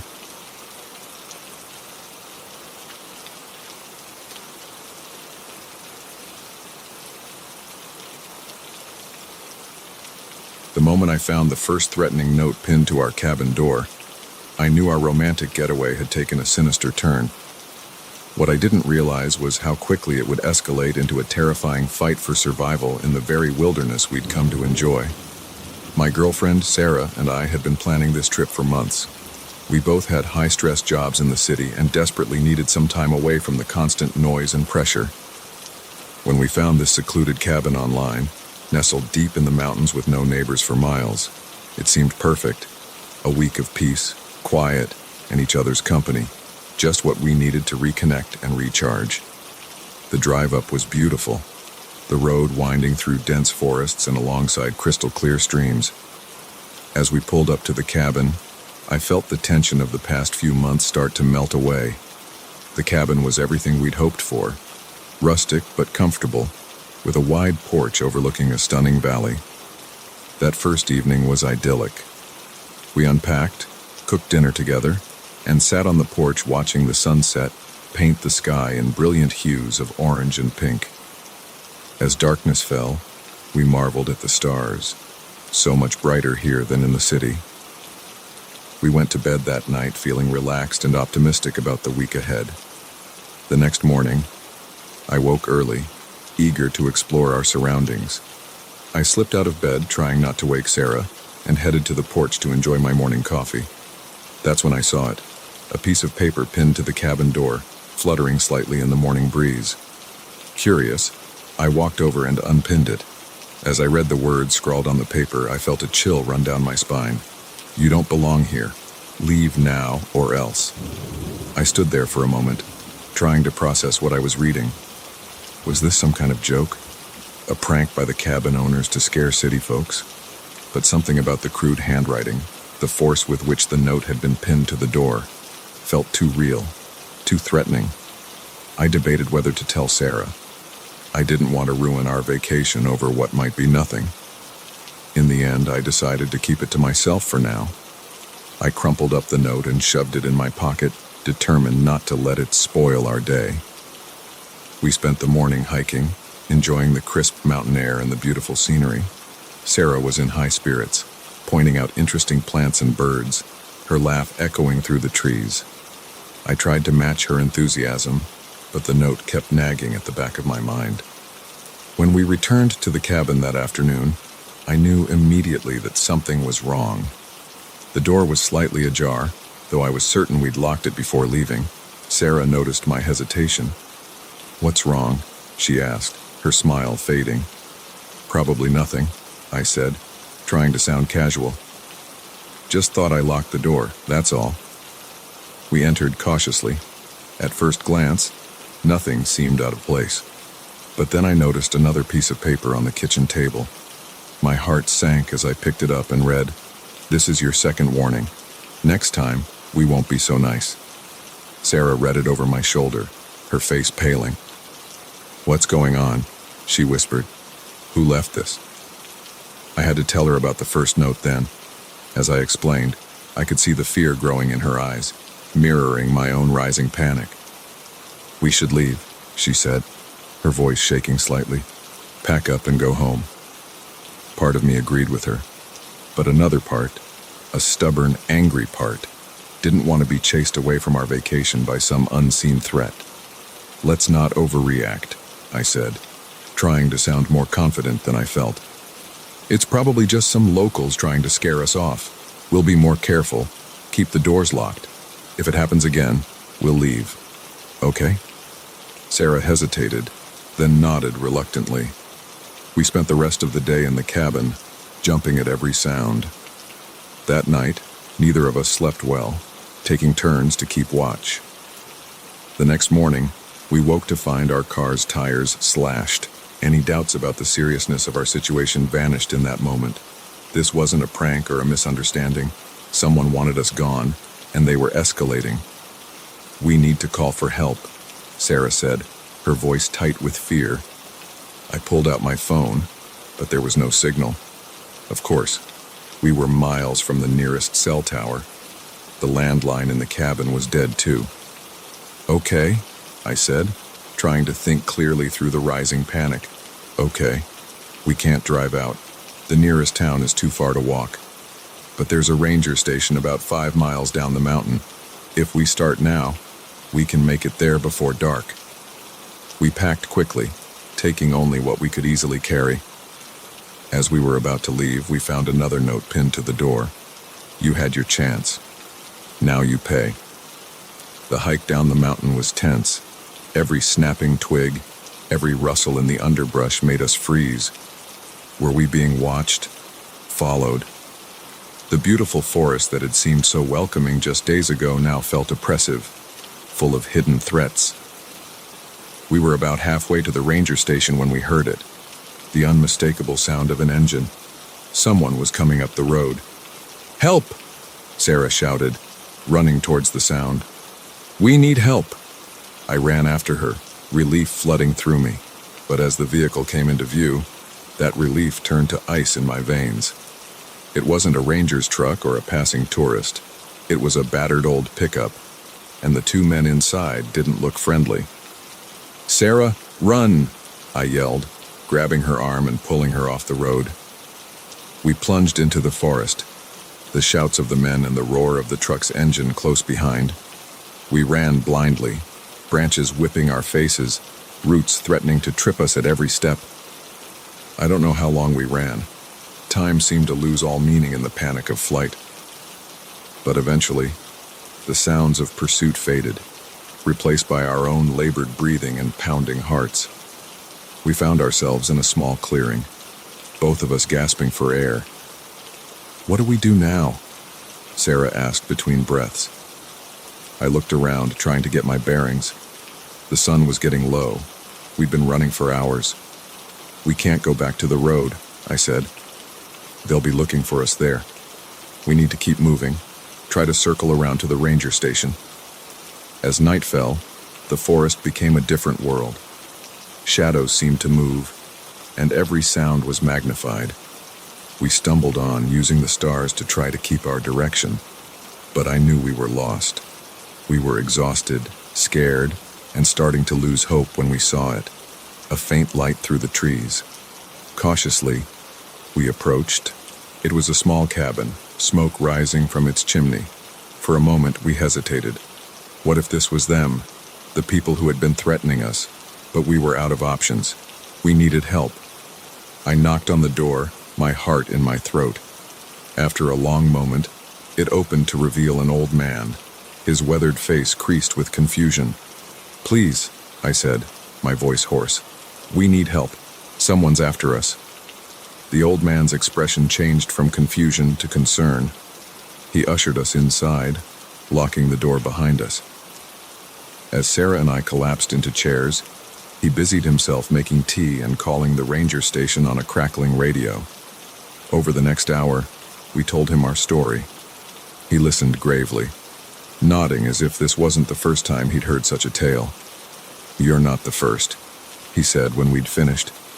"There's a group around here, don't like outsiders, think these mountains belong to them. They've scared off plenty of folks over the years." "But why?" Sarah asked. "Why do they care if people visit?" The old man shrugged. "Some say they're protecting the land, others think they're hiding something. Truth is, no one really knows." We spent the night at the old man's cabin, too exhausted and relieved to worry about the propriety of it. In the morning, rangers arrived to escort us back to town. As we drove away from the mountains, I couldn't help but look back. The forest was as beautiful as ever in the morning light. But now I knew the darkness that could lurk in even the most picturesque places. We never returned to those mountains, but the experience changed us. We became more cautious, more aware of the potential dangers that can hide behind beautiful facades. But it also showed us our strength, our ability to face fear and survive. Now, years later, when I see a secluded cabin advertised online, I feel a mix of emotions. A part of me still longs for that peace and solitude. But I also remember the terror of those days, the realization that sometimes isolation can be as much a trap as a refuge. We still travel, still seek out beautiful, remote places. But we do it with open eyes, aware that even in the most idyllic settings, there can be shadows, and we're stronger for it, ready to face whatever challenges come our way together.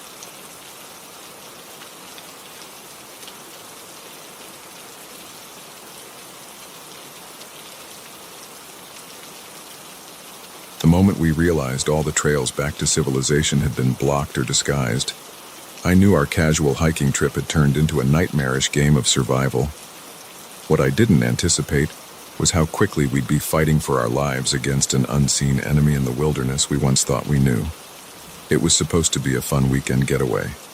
Just me and my 3 best friends, Mike, Sarah, and Alex, taking advantage of the perfect fall weather to explore some new trails in the Appalachian Mountains. We'd been planning this trip for months, poring over maps and excitedly discussing the spectacular views we'd encounter. The first day was everything we'd hoped for. The weather was crisp and clear, the fall foliage painting the mountains in brilliant hues of red, orange, and gold.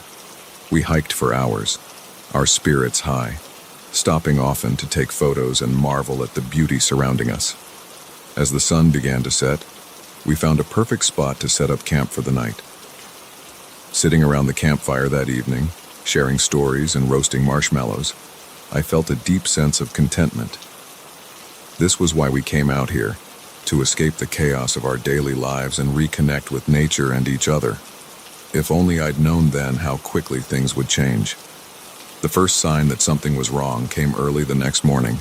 I woke before the others and decided to take a short walk to stretch my legs. As I moved through the trees, I couldn't shake the feeling that something was off. The forest seemed too quiet, the usual morning chorus of birds noticeably absent. Then I saw it, a flash of movement in the underbrush. I froze, straining my eyes to see what had caught my attention. For a split second, I thought I saw a figure ducking behind a tree, but when I blinked, there was nothing there. Unsettled, I hurried back to our campsite. The others were just starting to stir, and I debated whether to mention what I'd seen, not wanting to alarm them over what was probably just my imagination. I kept quiet. We packed up camp and set off, planning to hike to a nearby ridge known for its stunning vistas. But as we walked, that feeling of unease grew stronger. More than once, I caught myself glancing over my shoulder, certain we were being watched. It was Mike who first said it out loud. "Guys," he said, his voice tight, "does anyone else feel like we're being followed?" The relief I felt at hearing someone else voice my concerns was short-lived. As we all stopped to listen, the forest around us seemed to hold its breath. The silence was oppressive, broken only by the pounding of my own heart. That's when we heard it, a twig snapping, somewhere off to our left. We all whirled towards the sound, but there was nothing to see but trees and shadows. "It's probably just an animal," Sarah said, but her voice quavered with uncertainty. We picked up our pace, the carefree atmosphere of the morning evaporating in an instant. As we walked, we found ourselves clustering closer together, our eyes darting from tree to tree, searching for any sign of movement. It was early afternoon when we realized we'd made a terrible mistake. In our haste and growing paranoia, we'd veered off the main trail without noticing. We found ourselves in a part of the forest none of us recognized. "No problem," Alex said, pulling out his GPS. "We'll just backtrack to the main trail." But as we tried to retrace our steps, we made a chilling discovery. The path we'd taken seemed to have vanished, obscured by fallen branches and disturbed undergrowth. It was as if someone had deliberately tried to erase our trail. Panic started to set in as we realized the implications. Someone was out there, and they didn't want us to leave. We spent the next few hours trying to find our way back to a marked trail, any trail, but every path we took seemed to lead us deeper into the wilderness. Worse, we kept finding signs that we weren't alone. Strange markings on trees, small piles of stones that seemed too deliberate to be natural. As the day wore on and the light began to fade, we were forced to accept a terrifying truth. We were lost, and someone out there wanted us to stay that way. We made camp that night in a small clearing, our nerves frayed to the breaking point. Nobody spoke much as we set up the tents, each of us lost in our own fears. We decided to take turns keeping watch, none of us willing to risk being caught off guard. I took the first watch, sitting with my back against a tree, straining my ears for any sound out of place. The hours crawled by, each rustle of leaves making me flinch. It was near the end of my shift when I saw it, a light, flickering between the trees. At first, I thought I was imagining things, my tired mind playing tricks on me. But no, there it was again, definitely real and definitely moving. I woke the others, and we huddled together, watching as the light weaved through the trees. It seemed to be circling our camp, never coming too close but never straying too far. "What do we do?" Sarah whispered, her voice tight with fear. "We can't stay here," Mike said. "They know where we are. We need to move." It was a terrible idea, trying to navigate the unfamiliar forest in the dark. But the alternative, waiting to see what our unseen watchers had planned, was worse. We packed up as quietly as we could and set off, using only the dim light of the moon to guide us. The going was slow and treacherous, every step a potential twisted ankle or worse. We'd been walking for maybe an hour when we heard it, voices, calling out in the darkness behind us. They were still distant but clearly searching and getting closer. Panic lent us speed, and we started to run. I lost track of how long we fled through the dark forest, branches whipping our faces, roots threatening to trip us at every step. The voices behind us grew louder, then faded, then grew loud again. They were toying with us, I realized with a chill, like cats playing with mice. Just when I thought we couldn't go on, when my lungs were burning and my legs felt like lead, we burst out of the tree line onto a dirt road. For a moment, we all stood there, gasping for breath and staring at this unexpected sign of civilization. "Which way?" Alex panted. I looked both ways down the road, trying to orient myself. That's when I saw the headlights in the distance, coming our way. Relief flooded through me. "Here!" I shouted, waving my arms. "Over here!" But as the vehicle got closer, that relief turned to ice in my veins. It wasn't the police or a park ranger. It was a battered old pickup truck, and the men inside didn't look friendly. "I'd run!" Mike yelled, grabbing Sarah's hand and pulling her back towards the trees. We plunged back into the forest, the shouts of the men and the roar of the truck's engine close behind. We ran blindly, no longer caring about direction or stealth, our only thought to put distance between us and our pursuers. I don't know how long we ran. Time seemed to lose all meaning in the panic of flight, but eventually, the sounds of pursuit faded, replaced by our own labored breathing and pounding hearts. We found ourselves at the edge of a steep ravine, a river churning far below. We were trapped. "What do we do now?" Sarah asked, her voice trembling. I looked at the others, saw the fear and exhaustion in their faces. We were out of options. "We have to cross," I said, pointing to a fallen tree that spanned the ravine. "It's our only chance." The crossing was terrifying. The logs swayed beneath our feet, slick with moss and rot. One misstep would mean a fatal plunge into the rapids below. But fear of what lurked behind us was greater than our fear of falling. Somehow, we all made it across. On the other side, we found a small cave, hidden behind a curtain of vines. It wasn't much, but it was shelter. We huddled in that cave for what felt like days, taking turns to keep watch. We could hear our pursuers sometimes, shouting to each other as they searched, but they never found our hiding place. It was on the third day that we heard the helicopter. At first, we were afraid to hope, but when we saw "Search and Rescue" emblazoned on its side, we knew we were saved. The aftermath was a blur of police statements and media attention. We learned that we weren't the first to be targeted by this group of mountain dwellers who viewed outsiders as trespassers to be eliminated. But we were the first to escape and tell the tale.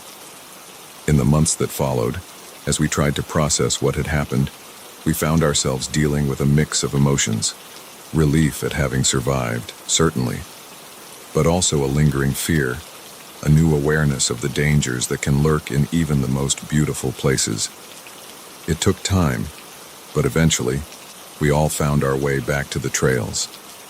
Our first hike after the incident was tense, every snapping twig making us jump.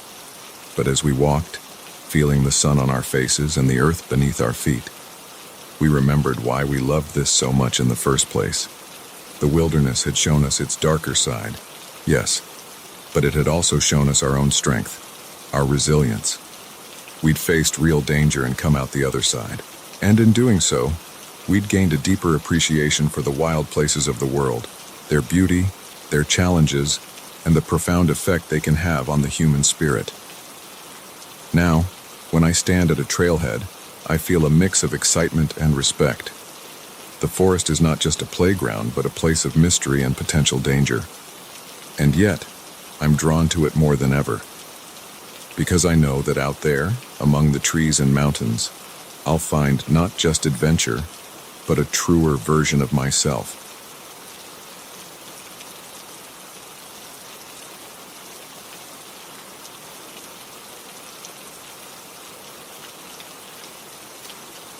The moment I realized the isolated camp was actually a trap, I knew my routine investigation had turned into a fight for survival.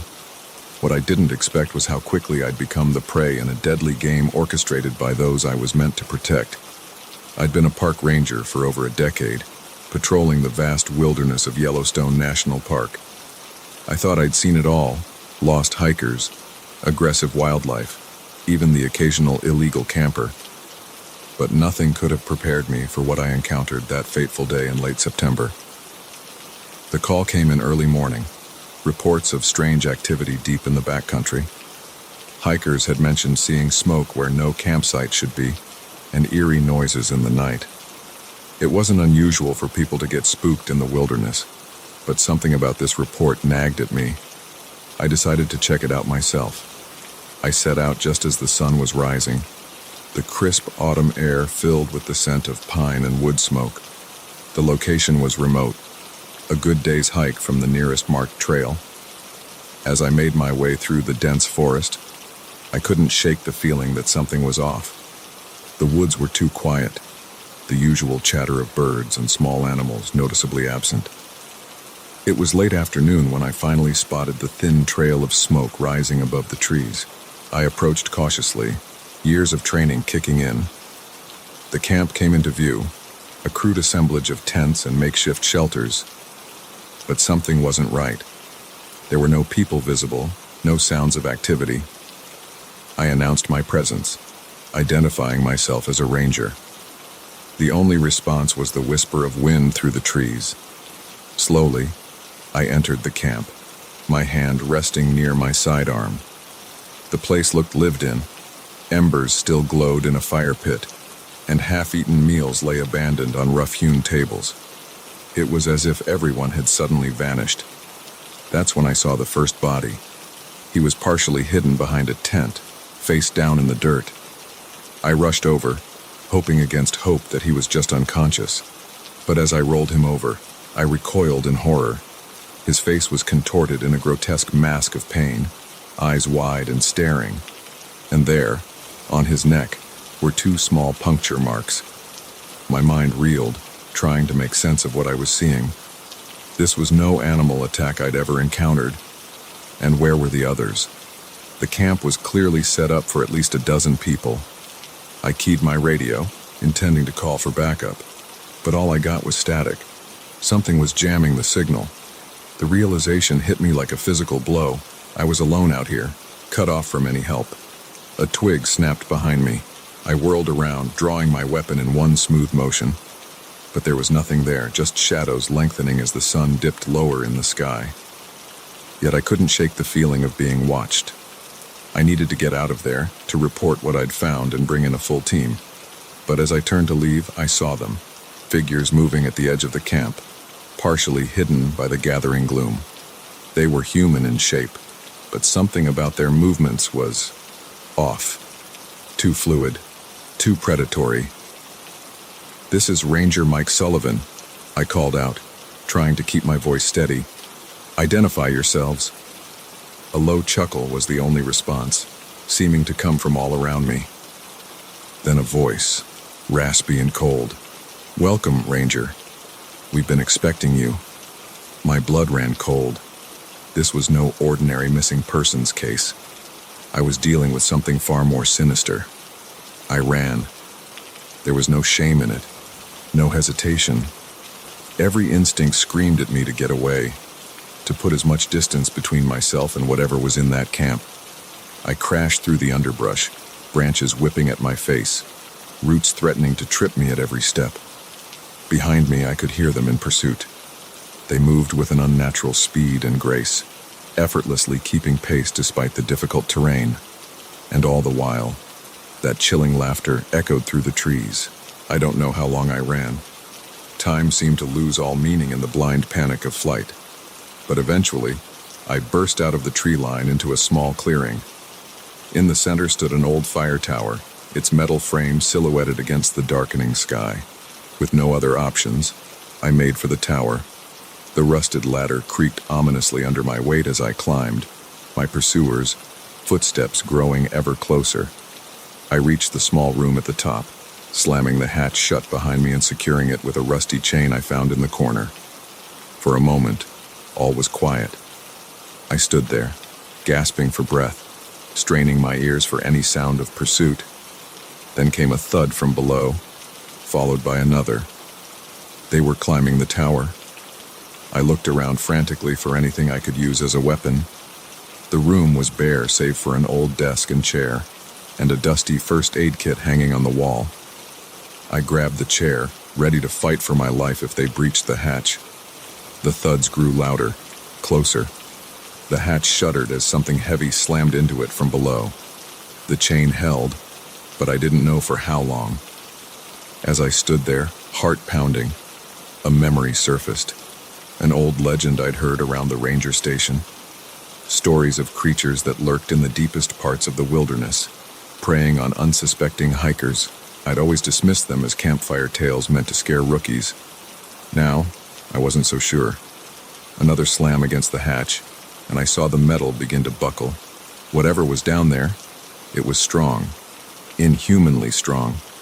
In desperation, I turned to the first aid kit. Inside, I found the usual supplies, bandages, antiseptic, and a small silver cross that someone had left behind. On a hunch, I grabbed the cross, its weight oddly comforting in my hand. The hatch burst open with a screech of tortured metal. A figure pulled itself up, movements fluid and unnaturally fast. In the dim light, I caught a glimpse of pale skin, elongated canines, and eyes that glowed with an unholy hunger. Without thinking, I thrust the silver cross forward. The effect was immediate and shocking. The creature recoiled with a screech of pain, smoke rising from where the silver had touched its flesh. Taking advantage of its momentary distraction, I charged forward, pushing with all my might. The creature, caught off balance, tumbled back through the hatch. I heard a series of thuds and inhuman shrieks as it fell down the tower. I slammed the hatch shut again, securing it as best I could with the mangled chain. But I knew it wouldn't hold for long. I was trapped, with no way down save for a 100-foot drop. As if in answer to my desperate thoughts, a new sound cut through the night, the rhythmic thud of helicopter blades. A searchlight swept the area, momentarily blinding me as it passed over the tower.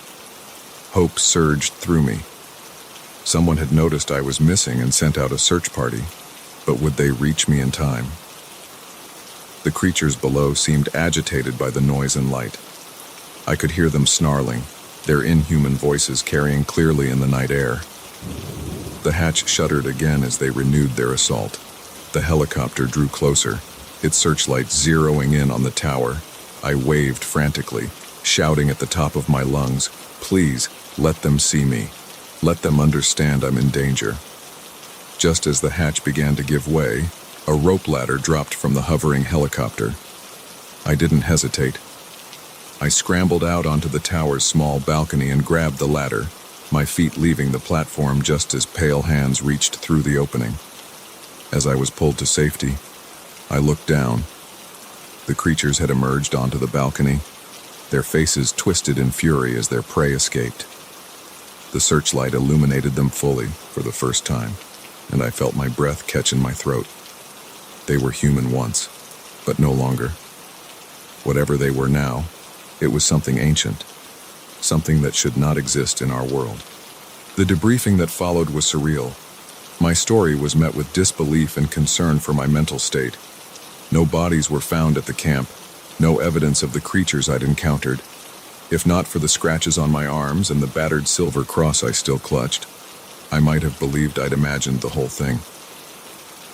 In the end, the official report cited an unknown animal attack and hallucinations brought on by stress and possible exposure to toxic plants.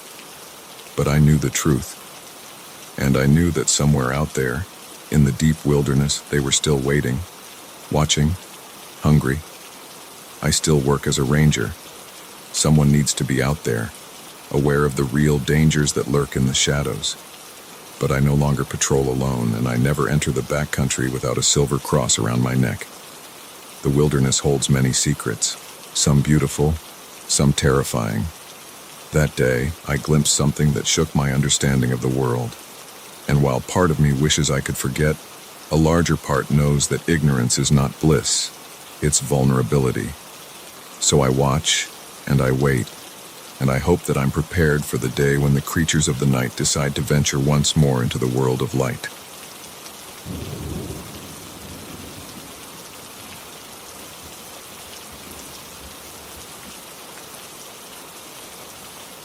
The moment I saw the silhouette standing just beyond the glow of my campfire, I knew my peaceful solo camping trip had taken a sinister turn. What I didn't realize was how quickly it would spiral into a terrifying game of cat and mouse in the wilderness I once thought I knew. I'd always been a bit of a loner, finding more solace in the quiet of nature than in the chaos of city life. That's why I decided to take a week-long camping trip in the Adirondacks. Just me, my gear, and the great outdoors. I'd found a perfect spot, miles from any marked trails or campsites, where I could truly disconnect and recharge. The first few days were blissful. I spent my time hiking, taking photos of the stunning landscape, and enjoying the simple pleasure of being alone with my thoughts. Each night, I'd return to my campsite, cook a simple meal over my portable stove, and fall asleep to the gentle sounds of the forest. It was on the fourth day that things started to feel off. I'd gone for a long hike, pushing myself further than I had on previous days. When I returned to my camp, exhausted and ready to relax, I noticed something strange. My tent zipper was partially open. I was certain I'd closed it fully before leaving that morning. A chill ran down my spine as I approached cautiously. Inside, things seemed undisturbed at first glance, but as I looked closer, I realized items had been moved. My sleeping bag was slightly askew, and my backpack wasn't where I'd left it. Someone had been in my tent. I stood there for a moment, heart racing, unsure what to do. Should I pack up and leave? But it was already late afternoon, and I was miles from anywhere. The thought of hiking out in the dark was not appealing. I decided to stay, but sleep with my hunting knife close at hand. That night, every snapping twig and rustling leaf had me on edge. I dozed fitfully, jerking awake at the slightest sound. The next morning, I woke to find my boots, which I'd left outside the tent, moved several feet away. This was no animal. Someone was deliberately messing with me. I spent the day hiking nearby, partly to clear my head and partly to see if I could spot any signs of another campsite. But the woods seemed empty save for the usual wildlife. As evening approached, I reluctantly returned to my camp. That's when I saw it, a figure standing just at the edge of the clearing, half hidden by a tree. My heart leapt into my throat. "Hello," I called out, trying to keep my voice steady. "Is someone there?" No response. The figure didn't move. I took a step forward, and in that instant, they vanished into the shadows of the forest. I ran to where they had been standing, but there was no sign anyone had been there. No footprints, no disturbed vegetation, nothing. That night, I didn't even try to sleep. I sat by my fire, knife in hand, jumping at every sound. As the flames died down to embers, I saw it again, a dark silhouette, standing just beyond the fading circle of light, watching me. I stood up quickly, brandishing my knife. "Who's there? What do you want?" Again, no response. But this time, the figure didn't disappear. It just stood there, unnaturally still. In that moment, fear gave way to anger. I was tired of being toyed with. I charged forward, determined to confront whoever or whatever was tormenting me. But as I reached the spot where the figure had been, there was nothing. I spun around, searching the darkness, but I was alone. Or so I thought. A twig snapped behind me, and I whirled to see the figure now standing where I had been moments ago, next to my dying fire. How had they moved so quickly and silently? Panic surged through me. This was no ordinary person. I ran blindly into the forest, no longer caring about direction or stealth. Branches whipped at my face as I crashed through the underbrush, my breath coming in ragged gasps. I ran until my lungs burned and my legs felt like lead. Finally, I collapsed against a tree, gasping for air. The forest was silent save for my pounding heart and heaving breaths. As my eyes adjusted to the darkness, I realized I had no idea where I was. In my panic, I'd left everything behind. My tent, my supplies, even my flashlight. I was lost in the wilderness with nothing but the clothes on my back and my hunting knife. I spent that night huddled at the base of a large tree, shivering in the cool mountain air. Every sound had me flinching, expecting to see that silent figure emerging from the shadows, but nothing came. As dawn broke, I tried to orient myself. The rising sun gave me a general sense of direction, but I had no idea how far I'd run or which way would lead me back to civilization. I picked a direction and started walking, hoping to find a trail or a road.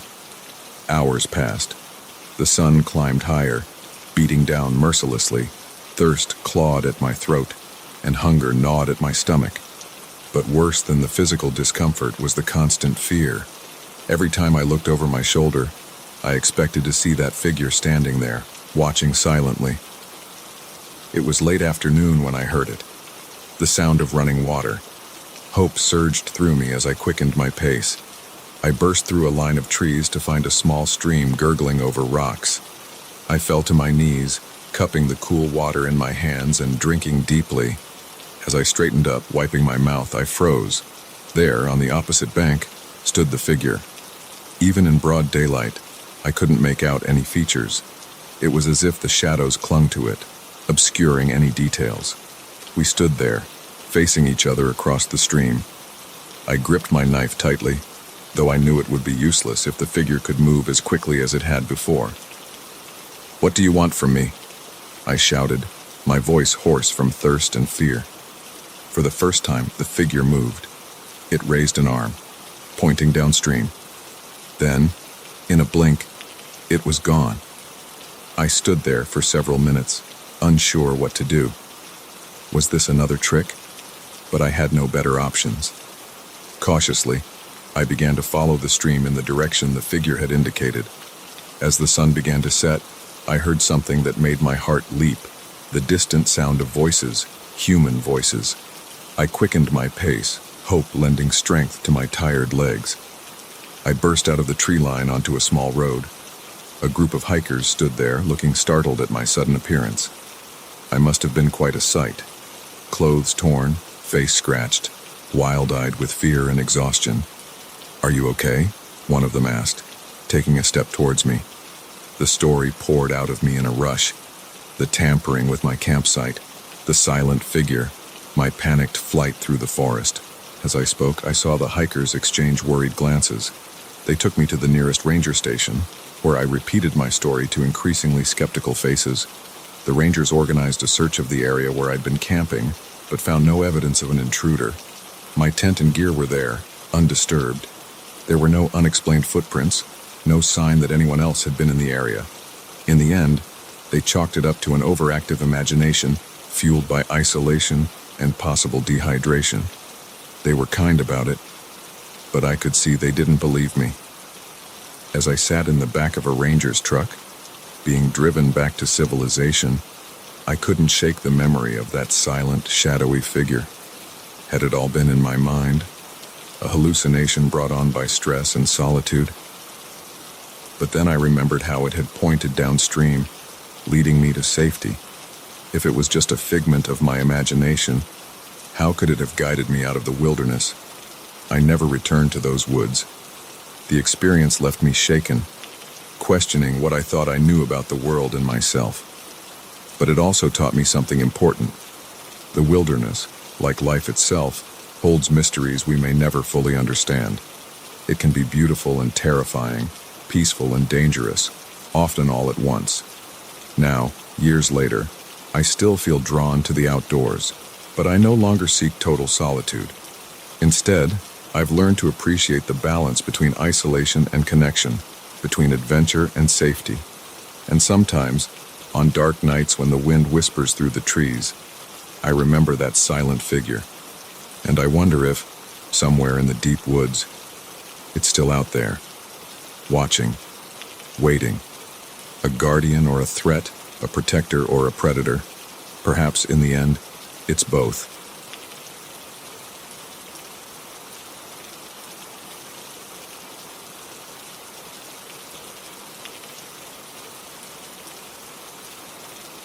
The moment we heard the unmistakable sound of machinery coming from the supposedly abandoned building, I knew our casual exploration had taken a dangerous turn. What I didn't realize was how quickly we'd be fighting for our lives in a town that should have been empty. It was supposed to be a simple weekend adventure. My best friend Jake and I had always been fascinated by abandoned places. And when we heard about an old mining town in the mountains that had been deserted for decades, we couldn't resist.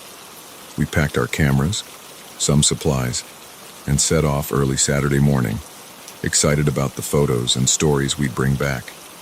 The drive was long and winding, taking us deep into the mountains. As we approached the town, the paved road gave way to gravel, then to little more than a dirt track. The first buildings we saw were exactly what we'd expected. Weathered wooden structures, their paint long since peeled away, windows broken or boarded up. It was eerily beautiful, nature slowly reclaiming what man had abandoned. We parked at the edge of town and started exploring on foot, cameras at the ready. The main street was like something out of an old Western film, complete with a saloon and a general store. We spent hours photographing the crumbling buildings, imagining what life must have been like here in its heyday.